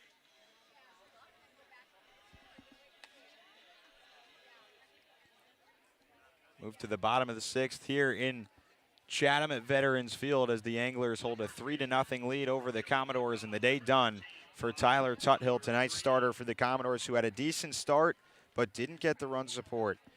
Went 5 innings, gave up 4 hits, 3 runs, all of them earned, had 3 walks and 6 strikeouts tonight, but his big 0 put up by the offense behind him, so he's currently in line for the loss if the score stays. Wesley Sweat onto the mound, and his first pitch to Miller Green misses outside. Like you said, a quality start from Tuthill. I mean, only allowed 4 hits in the ball game, but a couple of walks bring across a couple more runs for Chatham, and so just couldn't get the outs when he needed them most, and only 3 runs put up by Chatham. But like you said, the offense just not there for Falmouth tonight. Count moves to 1-1 after a swing and a miss from Miller Green. Miller Green 1 for 2 tonight. 2-run single on his first time up, and now takes a strike 1 and 2. 3-0 Chatham here in the bottom of the sixth. 2 runs in the first, 1 in the bottom of the fifth. Miller Green responsible for bringing home 2 runs, and the 1-2 pitch. A fastball misses upstairs. Out of the hand of Sweat, it's 2 and 2. Sweat making his 8th appearance out of the bullpen this summer. 11 innings so far, has allowed 16 hits, 7 runs, 5 of them earned.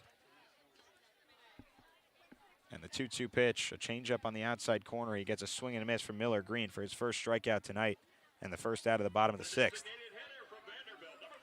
Wesley Sweat there coming in and making an early impact and letting his presence be known on the mound as he starts things off with a strikeout here on Lyle Miller Green. That's been really the difference maker in this ballgame for Falmouth tonight, Miller Green. He was the guy who started the scoring for Chatham back in the first, and he brought their first 2 runs across.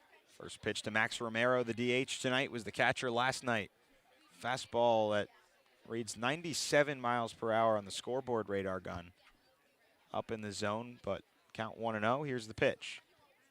Hard fastball, a little bit slower at 92. Down the middle for a strike. It's 1-1. Sweat with an ERA of 4.09 coming into this outing. But he's been hit hard. Only given runs in 2 outings, though. 1-1, breaking ball or changeup up in the zone. Called a strike at the letters to Romero. Count 1-2. Romero 0 for 2 tonight, a strikeout and a ground out. after a couple of hits last night. And the 1-2 pitch, elevated fastball, got the swing and a miss from Max Romero. 93 miles an hour up at the eyes of Romero. And now there's 2 away. Wesley Sweat with a couple of strikeouts here in the inning. During this win stretch for Falmouth, part of what's made this team so successful has been the bullpen. And Matt and I have chronicled that time and time again. The bullpen for this Commodores team really locking things down. But Wesley Sweat looking to continue that. And so far, a couple of strikeouts here for the Gamecock pitcher. First pitch to Jake DeLeo in this at-bat, fouled away to left side. And now it's 0-1.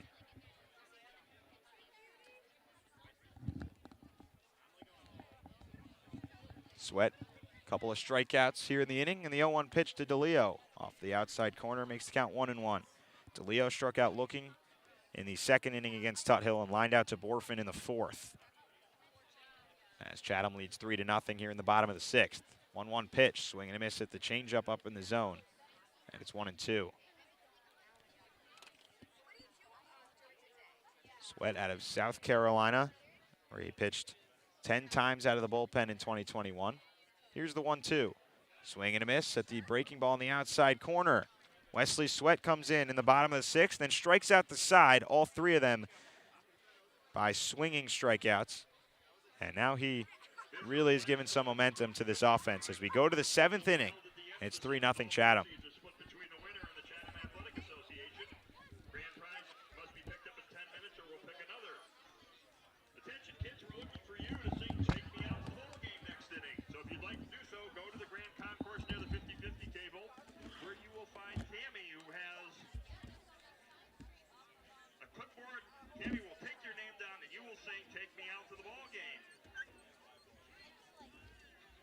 We've got 6 great prizes in our 50-50, $20 gift card from Chatham Fish and Chips, 50 baseball cards and a 30-minute massage with Kangas Myofascial Massage.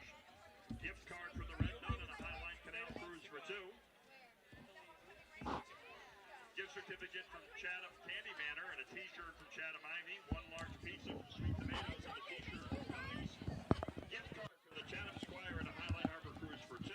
And of course, grand prize, half the money.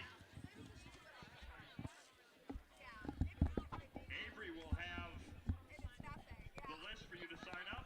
Avery's going down now for you to sign up to sing Take Me Out to the Ball Game. Last call for the 50-50.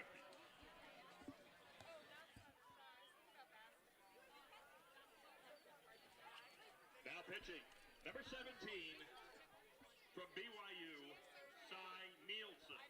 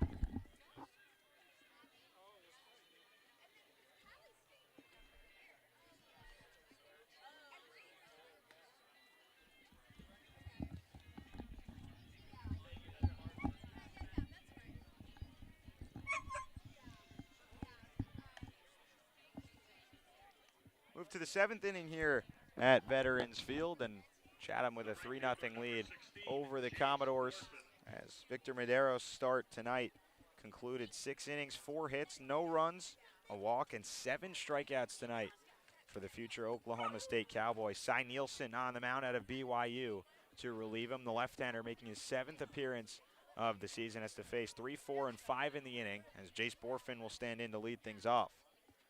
Borfin cracks the first pitch foul to the right side. Nice play by Ryan Eiley, the first base coach, as he tosses it back into the Commodores dugout. Count 0-1 on Borfin. Maderos with his best start of the season and really his best outing of the season for Chatham tonight with those 5 scoreless innings here against Falmouth. 0-1, grounded to the left side, the other way to the shortstop Rivera. Easy play for the Florida Gator as he tosses it over to first, and there's one out.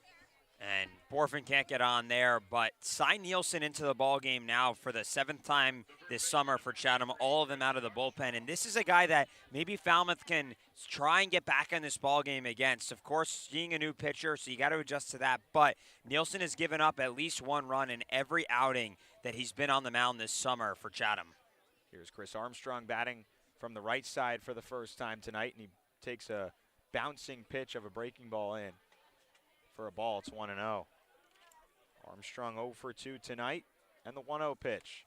Fastball right at the knees on the inside corner, called a strike, and the count evens up at 1-1. Armstrong last night was the hero after going 2 for 3, had a couple of RBIs, but no more important than that one he had in the 9th inning to walk it off, as he almost has an extra base hit here, but it's lined foul down the third base line. That was inches away from being a fair ball, but the count moves to 1-2 on him. He hit that home run from the left side, but here from the right side. 1-2 pitch, fastball blown right by him as he swings through it. 95 miles an hour from Nielsen for the second out of the top of the 7th. Nielsen, a guy who tends to, looking at his numbers, strike out about every 2 batters to 1 walk that he issues. So that's his 17th strikeout of the season, but just overpowers the bat of Armstrong there with a 95-mile-an-hour fastball that Armstrong can't catch up with. Here's Taylor Smith with 2 away in the top of the 7th. And the first pitch to Smith, fastball up and in, gets him away from the plate. As he brushes back just a bit. So he'll take that for a ball. That was close to catching the arm and the shoulder of Taylor Smith. Smith tonight 0 for 2 with a couple of swinging strikeouts. And the 1-0. Fastball catches the inside corner for a strike. It's 1-1. Smith struck out 3 times last night, but had an RBI double in the first. So 5 straight plate appearances going back to last night. 5 strikeouts for Taylor Smith as he takes a changeup high. Now 2-1. Third baseman Lavari hugs the line just a little bit. Plays back behind the bag, and the 2-1. Popped up to the right side. That'll go out of play. So the count moves to 2-2 with 2 outs here on Taylor Smith. Smith's bat, just like you said, Matt, has gone cold of late. And he's a guy who doesn't have a ton of hits this summer. And when he does get hits, they tend to be extra base hits and loud hits for this team. But it's kind of either do that or get out. 2-2, hard fastball gets away from the catcher Temez into the backstop. So the count runs full to Taylor Smith. Another 95-mile-an-hour fastball from Cy Nielsen.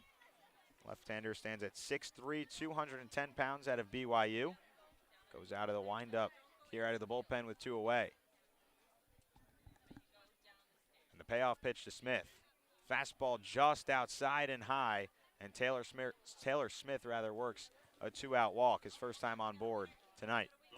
Good at-bat there by Smith, able to get on board. And like I was saying earlier, this is the guy maybe Falmouth can start a little bit of a comeback against. Doesn't have to happen all in 1 inning, but time slowly running out for this Falmouth team. So try and have that productive hitting that we've seen Falmouth have during this win streak and move guys when guys are on base.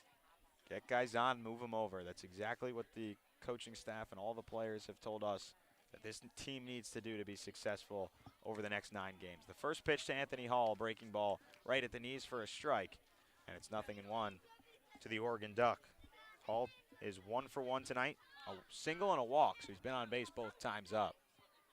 As the lefty-lefty matchup, 0-1 pitch, grounded softly to left side. The third baseman Lavari charges, his hat comes off, and his throw gets away from the first baseman Miller Green. Taylor Smith's being held up at third. Anthony Hall's helmet flies off as he comes into second.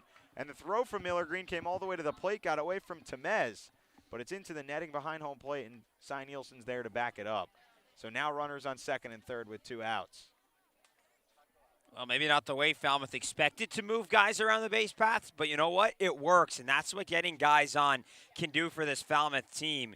Still waiting to see whether or not that's going to be a hit or an error for this Chatham team. I would assume it's going to be an error because the throw by Lavari at third was way off the bag, and they are officially going to say that that is an E5. So each of the third basemen tonight with an error in this ball game. But here's a big spot for Michael Curiali, who's been kind of cold as of late. But this could be a huge at-bat and a huge difference maker for this Falmouth team.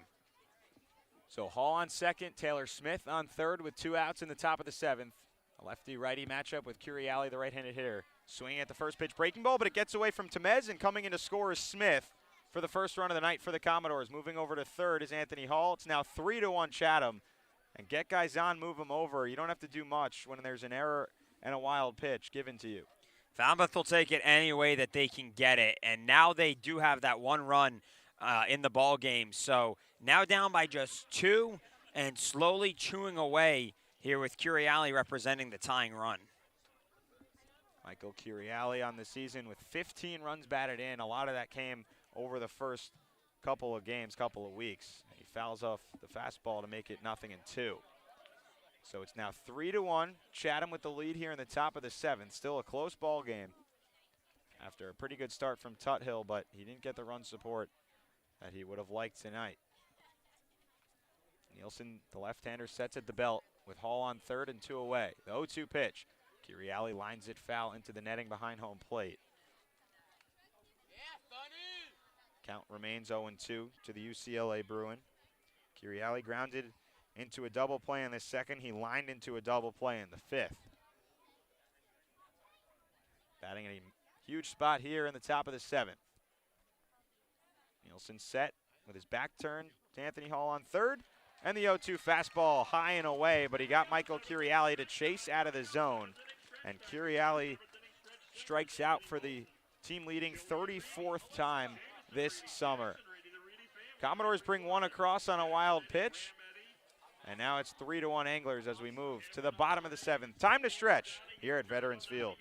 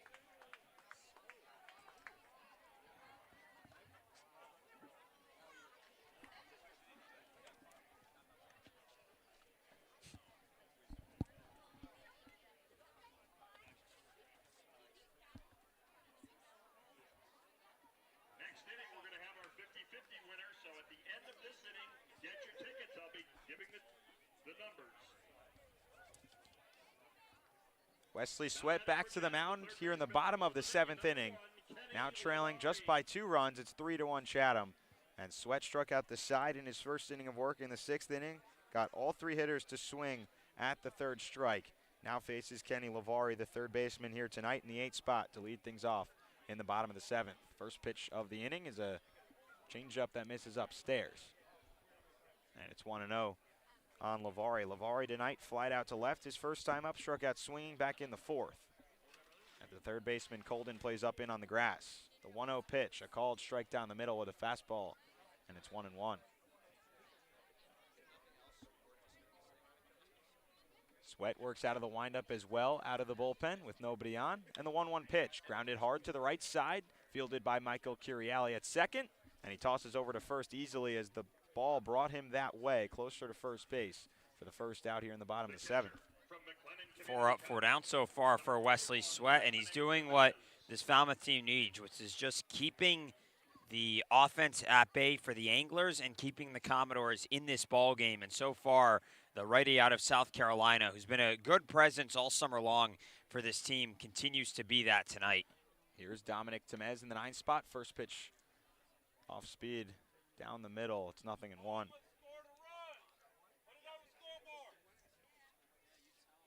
Temez 0 for 1 tonight with a walk. He popped out to the first baseman Armstrong his last time up, and he slices one foul to the right side to make it no balls, 2 strikes, and 1 out here in the bottom of the 7th. 3-1 Chatham here in the bottom of the 7th. Commodores brought their only run across with the help of an error and a wild pitch. Taylor Smith came in to score.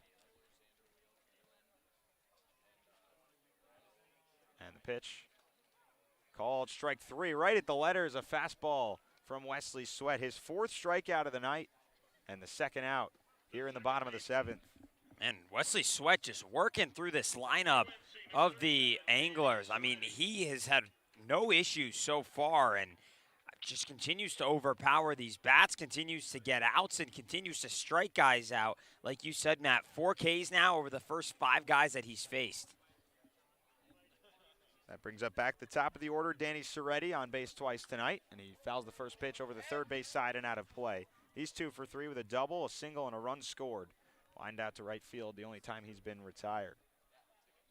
So a couple of scores will bring you around the league as they start to conclude, with Chatham and Falmouth being the latest start here on the Cape tonight. The 0-1 fastball misses, or rather catches the letters for a strike. It's 0-2. Wareham defeats YD in 7 innings due to darkness, 12-2. So the Gatemen still staying in that playoff race with the Commodores. 0-2, fouled into the backstop. And Soretti stays alive. Currently in the bottom of the 8th inning in Hyannis, the Harbor Hawks are up on Kituitt 15-5. This Harbor Hawks team has pretty much come out of nowhere over the last week to start playing some really good baseball. And the 0-2 pitch, fastball misses away. Now 1-1 with 2 away here in the inning. Bourne trails on Orleans 6-0 in the bottom of the 6th inning as they look to clinch the top spot in the West Division. And the 1-2 from Sweat. Swing and a miss. 84 miles an hour up in the zone. And Soretti goes down on strikes for the first time tonight. Well, 6 up and 6 down over the last couple of innings for Wesley Sweat. He's got 5 strikeouts. And he moved to the 8th inning. It's 3-1 Chatham. $20 gift card from the Chatham Fish and Chips. 50 baseball cards and a 30-minute massage with Kangas Myofascial Massage. 011-963. 011-963. Gift card from the Red Nun and the Highline Canal Cruise for 2. 011-774. 011-774. Gift certificate from the Chatham Candyman or a t-shirt from Chatham Ivy. 005-484. 005-484. One large pizza from Sweet Tomatoes and a t-shirt from Cubbies. 007-682. 007-682. That's 007-682.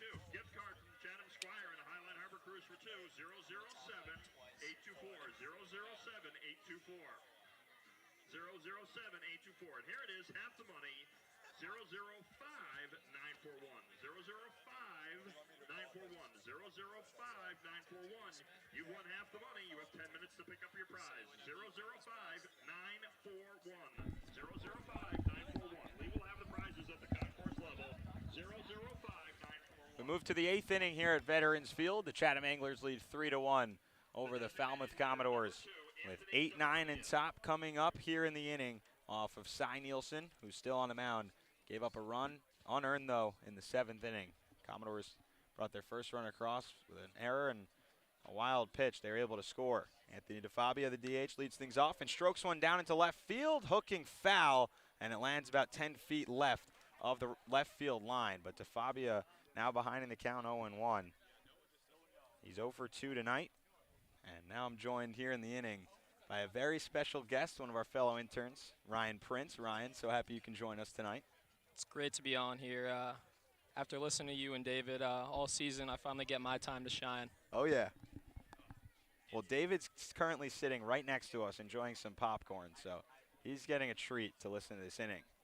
0-1 pitch, a fastball at 94 that clips the leg of Anthony DeFabia. DeFabia, a two-way player, so getting the at-bats tonight as the DH, but as part of his brain thinks like a pitcher, he's probably not really happy with the situation there. So the Commodores get the leadoff runner on here in the 8th inning, and they bring the tying run to the plate, down 2. Luke Boyers bats from the right side for the first time tonight and takes a fastball outside at 91 miles an hour. Now they're going to call it a strike, so count is 0-1. Nielsen kicks in, deals, and a breaking ball misses, or fastball rather misses low and in. It's 1-1. Falmouth's had the late inning heroics working the last couple times they played, so see if they can get something cooking here. 1-1 pitch, waved at and missed on a changeup by Nielsen, now 1-2. Well, if anybody knows about the late inning heroics, it's the Commodores last night against the team they're facing currently right now in the Chatham Anglers. At Gov Fuller Field last night, Chatham in a back-and-forth game. This is a home-and-home series in the last 2 days. And David Falco out of the University of Maryland in the bottom of the 9th inning gave up a leadoff walk-off homer to Chris Armstrong. Well, the 1-2 pitch comes on the outside corner to Luke Boyers, and he watches it for strike 3. There's one gone here in the top of the 8th. Third strikeout tonight for Cy Nielsen. Nielsen, a guy, Ryan, that has a lot of speed on that fastball, and he's mixed in a couple of good pitches as well. Yeah, he just worked that outside breaking ball to Boyers, and he just stared at it and walked back to the dugout. First pitch to Cody Colden, a ball off the inside corner. Colden 2 for 2 tonight with a hit by pitch and a couple of singles. What have you been seeing from him over the last couple of days? I know you do a lot of the scouting on these guys as the 1-0 pitch crosses the inside part of the plate for a strike. It's 1-1. Well, Cody, he started out this season pretty slow at the plate, but you know, the last couple weeks he's been turning it on a little bit more. You know, tough error tonight at third base. That was a great play, almost a great play, as he fouls that pitch off. It's now 1-2. But you know, he's been really solid for Falmouth this year overall. Done a really good job at short and third when he's needed to be called on. So. And his bat has really picked up over the last couple of games. Yep. And it kind of started with that game at Orleans where he had 5 runs batted in, picked up a 3-run homer in that game that kind of blew the game open. Ever since then, it hasn't been too consistent, but it's been more than what the first part of the season had. Has 2 hits tonight. He had 3 singles last night. Went 0 for 5 the night before that, but was on base one time with a hit the game before that. So it hasn't been so consistent, but it's been more in terms of quantity. Yeah, for sure. And it seemed like his hottest stretch was when his family had come down here from Idaho. And I don't know if there's any coincidence there, but he took another ball inside there, so it's 2-2. So 2-2 the count. 93-mile-an-hour fastball misses inside. 1 away here in the top of the 8th. As DeFabia leads off of first with the left-hander Nielsen set on the mound. 2-2 pitch. Colden grounds it foul to the left side and right in front of the third base dugout for Chatham, so he stays alive. It's got to be fun having your family from wherever around the country come and watch you play here on the Cape against some of the best talent in the country. You are one of the better talents in the country. And living with a completely new family, the host families, all that situation, it's got to be a weird adjustment at first. But then when you have your real family come to watch you, as the 2-2 just misses inside, a fastball in the inside corner at 92 miles an hour makes the count full. You have to assume Cody's been a lot more comfortable ever since his family and some familiar faces came up here on the Cape to watch. Yeah, he definitely seems like he's settled in during that middle part of the season when they first got here, so I'm sure that was a big impact for him. So the count's full to Colden now. A pickoff attempt over from Nielsen to first base. But back in is DeFabia standing up.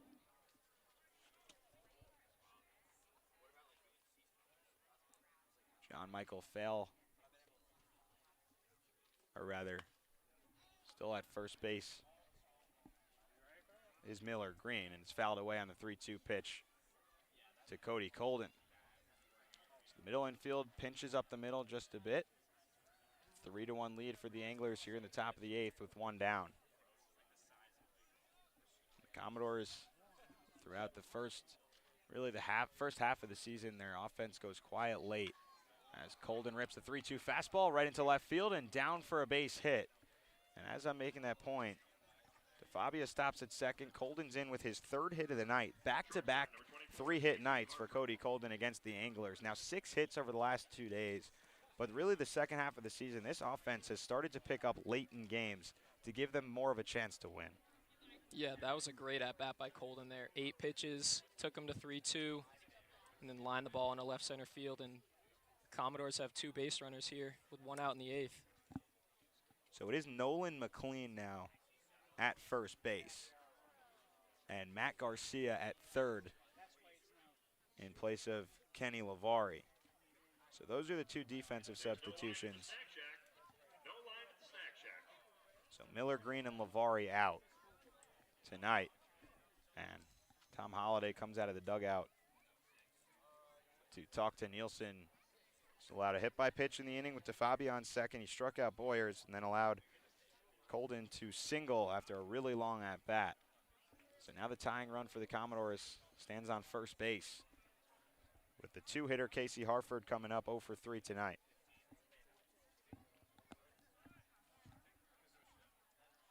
Well, more of those scores from around the league, if anything's changed. Hyannis now in the top of the 9th still leads Katuitt 15-5. Orleans still leads Bourne 6-0 in the top of the 7th. Bourne has an opportunity to clinch the #1 spot in the West Division. We'll tell you what they need to do that. First pitch to Casey Harford.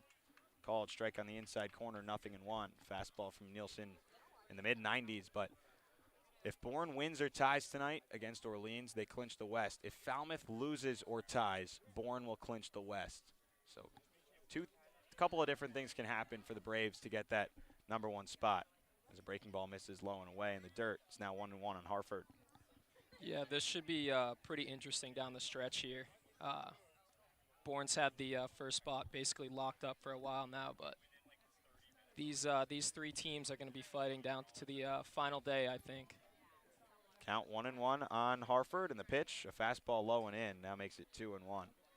Coming into tonight, Bourne with a 21-4-3 record and an .804 mod win percentage. Falmouth in second place in the division is 9 games back. That kind of says the story. Bourne really ran away with this thing this season. They have an opportunity tonight to clinch the division. 2-1 is crushed out to deep left field. Going back the left fielder, Martin, he makes the catch right on the warning track to retire Casey Harford, and retreating back to second is DeFabia. Retreating back to first is Cody Colden, and there's 2 down after a long fly out for Casey Harford. The right fielder, number 16, Jace Borfin.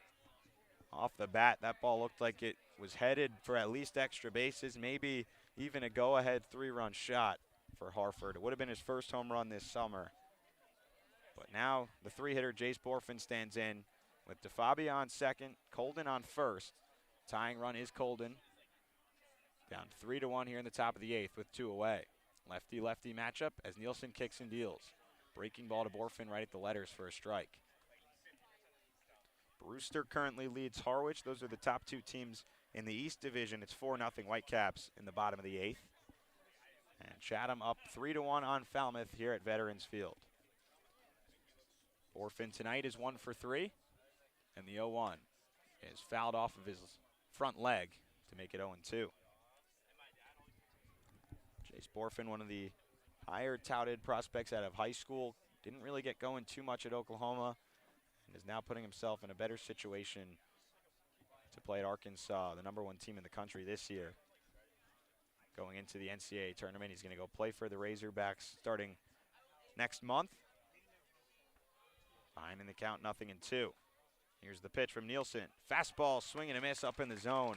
91 miles an hour blown right by the bat of Jace Borfin. And the Commodores strand 2 runners on in the top of the 8th. One of them was the tying run. So it's still 3-1 Chatham as we move to the bottom of the 8th inning.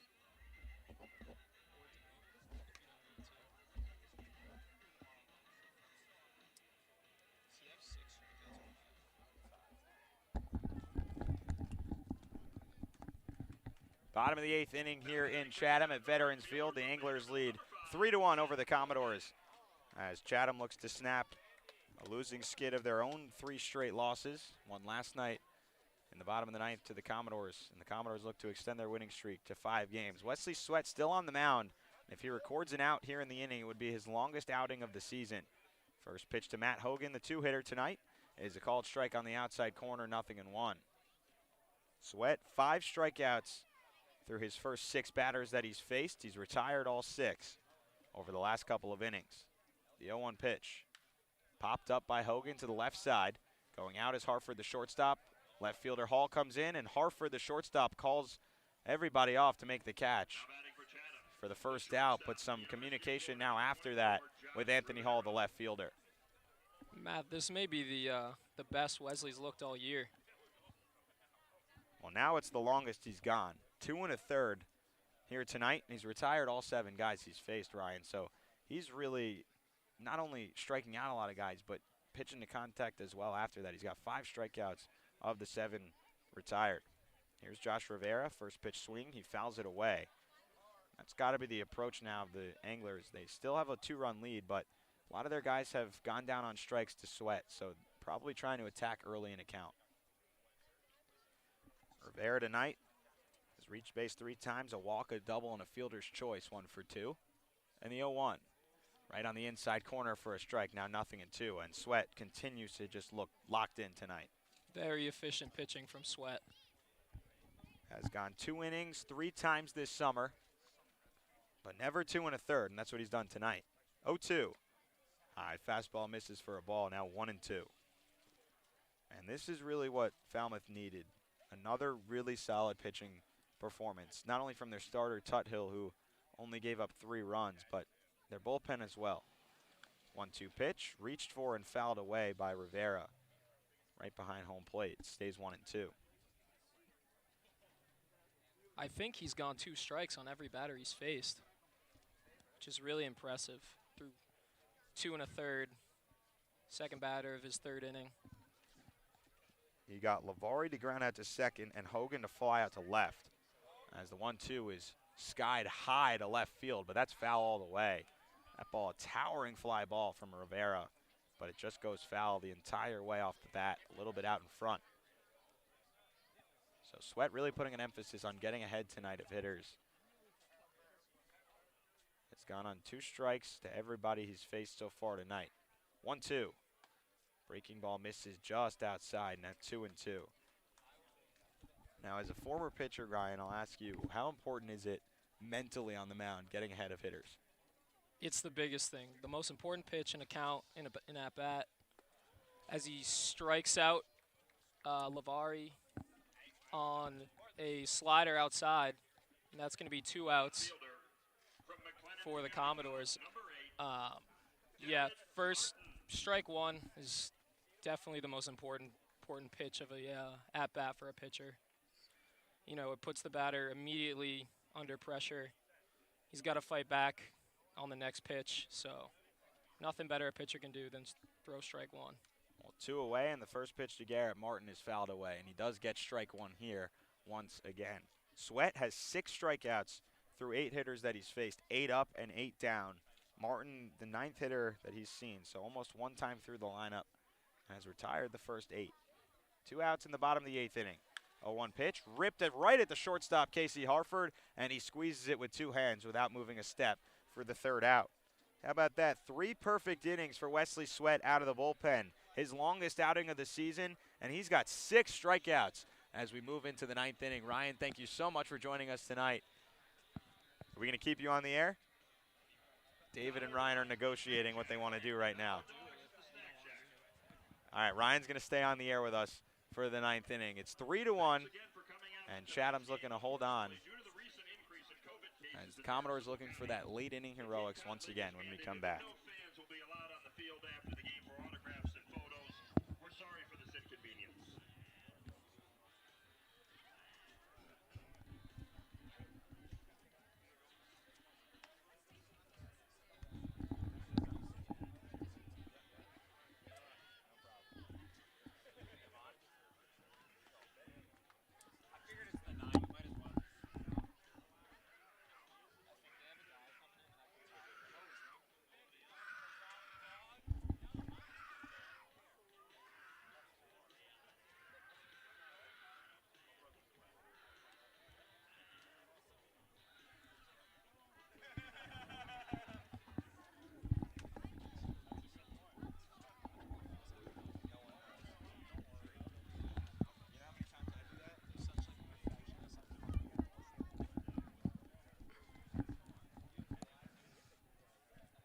Commodores are down to their last life offensively here as we move into the top of the 9th.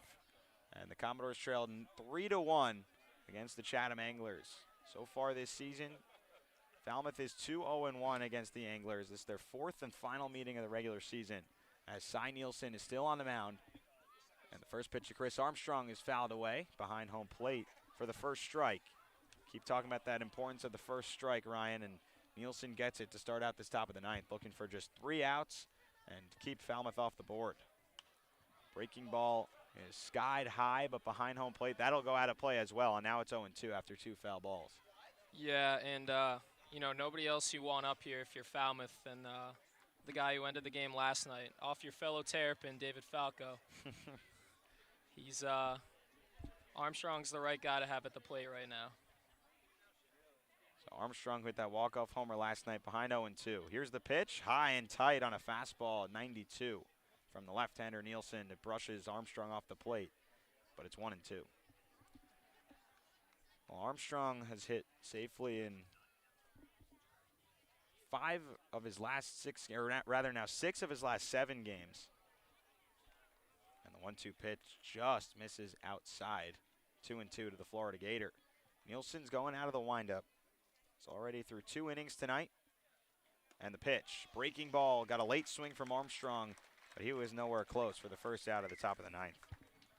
And, you know, we're talking about pitchers and getting ahead in counts. And another important thing that pitchers need to do is work in a good rhythm. And that's exactly what Nielsen's doing right now. He's catching the ball, and he's walking right back to the mound, and he's getting right back ready to throw. And that's something else that can put a lot of pressure on hitters. If the pitcher's working quickly and effectively, they can throw them off their rhythm. So that brings up Taylor Smith here with 1 out in the 9th. First pitch to Taylor Smith is swung on and fouled away behind home plate. So you mentioned the Terrapins, so I'll bring them up now. Corey Muscara, our former pitching coach, who just took a job at Wake Forest as their pitching coach now. But spent a lot of time with him over the last 3 years, and Maryland clearly has their pitchers in some sort of a rhythm every day as Smith swings through a fastball. Now it's 0-2. Every game on the mound, their pitchers are working quicker than everybody in the Big Ten. I asked him why. He said 11 seconds maximum between catching the ball and throwing the next pitch is how he wants his guys to be in a rhythm. 0-2 fastball in the outside corner, swing and a miss from Taylor Smith. Back-to-back strikeouts here in the top of the 9th. That's 3 straight now going back to last inning for Nielsen. and the Commodores are down to their final out. So it seems like Nielsen's really gotten into that rhythm that we're talking about. Anthony Hall's been on base 3 times tonight. He's 1 for 2, a single, an error that he's reached on, and a walk as well. Lefty-lefty matchup in the first pitch, low and away for a ball. It's 1-0. Yeah, and Nielsen, although he gave up a run in the top of the 7th, he's been almost as impressive as Sweat out there for the Anglers. He's absolutely done the job that they needed to over the last 3 innings. One for a strike, and now it's 1-1. Here's the quick pitch to Hall. Swing and a miss at the off speed again, right in the same spot. Now 1-2. And Falmouth is down to its final strike. So here we are. After tonight, 8 more games left in the regular season. Falmouth looking for every win it can get, but on the back door right now. 1-2 pitch. Fastball just misses below the knees to Anthony Hall. And it's 2-2. Continuing to talk about that, this quick pace Nielsen's working with, it looked like Hall almost tried to call time on that last pitch, but he didn't get it in. 2-2, breaking ball bounced in the dirt, and Hall takes it for the 3rd ball of this at-bat. It's now 3-2 with 2 outs. So Hall working a really good at-bat here as he's extended his hitting streak with a single tonight. Commodores winners of 4 straight, Chatham losers of 3 straight, looking to change that. 3-2 pitch. Fastball up and out. Anthony Hall works a 2-out walk to keep this game alive. And that brings up the tying run to the plate for Falmouth in Michael Curiali. Curiali's been slumping as of late, but maybe he can bring back some of that magic he had early in the season right here for the Commodores. Curiali 0 for 3 tonight. Grounded and lined into a double play and struck out with 2 away here in the top of the 9th. The first pitch pops it up foul behind home plate. Fastball in the low 90s, and that goes out of play. 0-1 on the UCLA Bruin. Hyannis has officially defeated Katuitt 15-5, which helps the Commodores if they drop this one in terms of their race with the Kettleers for that number 2 spot. And the 0-1 misses low and into Curiali, now 1-1. But Wareham wins 12-2 tonight, so they make it that much harder now. Really becoming a 3-team race. It's always been, but neither of the teams want to run away with it. Falmouth, Katuitt, and Wareham. 1-1. Swung on and fouled away to the right side, so now 1-2 the count on Curiali. And once again, the Commodores down to their final strike. Orleans now was leading 6-0 on Bourne. It's 6-4, putting up 4 runs in the top of the 7th, the Braves did. But with a loss here, loss here for the Commodores, the Braves would clinch the top spot in the West. 1-2 pitch. Curiali swings at the breaking ball down in the dirt, and that ends the ball game. 3 strikeouts in the inning for Cy Nielsen, and he gets the 3-inning save. And Chatham snaps their losing skid with a 3-1 victory over the Commodores. The Commodores win streak stops at 4 games, and they're back in the losing column tonight. A game where they, once again, just didn't have too much offense, Ryan. Yeah, nothing you can really do if you score 1 run over a 9-inning game. Great pitching on both sides, and the Anglers just had their number tonight, had the Commodores' number. So with that, officially the Bourne Braves have clinched the number 1 seed in the West Division. Falmouth, though, had all kinds of offense and heroics over the last couple of days. 5 runs on 10 hits last night, 9 runs on 11 hits in 6 innings the night before. Tonight, just 1 run on 5 hits through 9 innings. Their only run scored, it was literally given to them. An error and a wild pitch brought home a run. So the offense didn't really do too much tonight. And the pitching was there for the Commodores. But when that offense doesn't back it up, that's when we've seen this team lose. Yeah, I mean, their bats were just quiet tonight. Guess they scored all their runs earlier this week.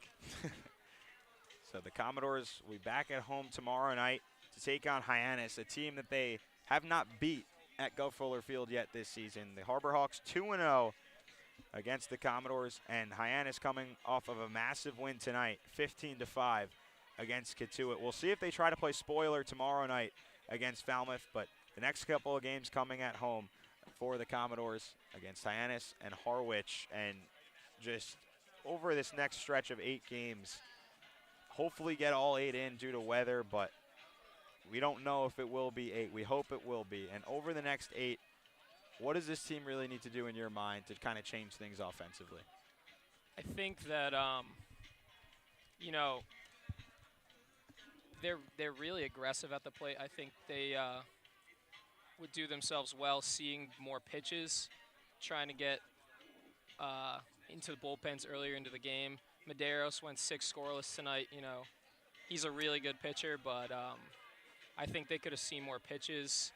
You know, more pitches, pitcher gets more tired, maybe leaves the ball over the plate here or there. You know, the more pitches you see, the better things happen for you. So I think that's something that they should definitely try to do.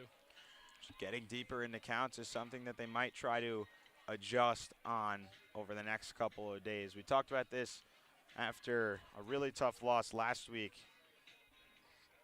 I don't remember which game it was. There were a couple of tough losses over that 5-game losing stretch. I think it was the Brewster game where the Whitecaps won 7-1 over Falmouth. Talked about it with the hitting coach Brett Becker, and he basically said that the struggle has been not making mid-game adjustments. Tonight, much of the same thing. Victor Medeiros, a guy you've seen already on opening night, and he was just dominant for Chatham tonight. 6 innings, 4 hits, scoreless, and he struck out 7 Commodores, only walked 1.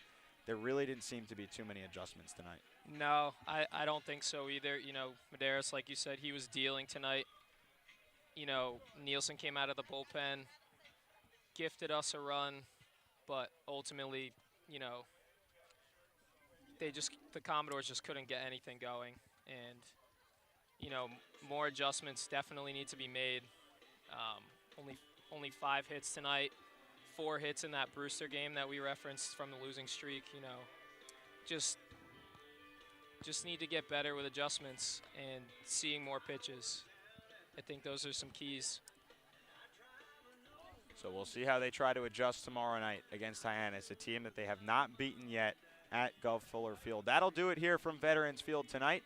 For my partner, David Hadar, Ryan Prince as well, our entire crew back in Falmouth. Matt Levine saying so long from Veterans Field. The final score, Falmouth falls 3-1 to the Chatham Anglers, snapping their 4-game win streak. And you heard it all right here in Chatham from Veterans Field.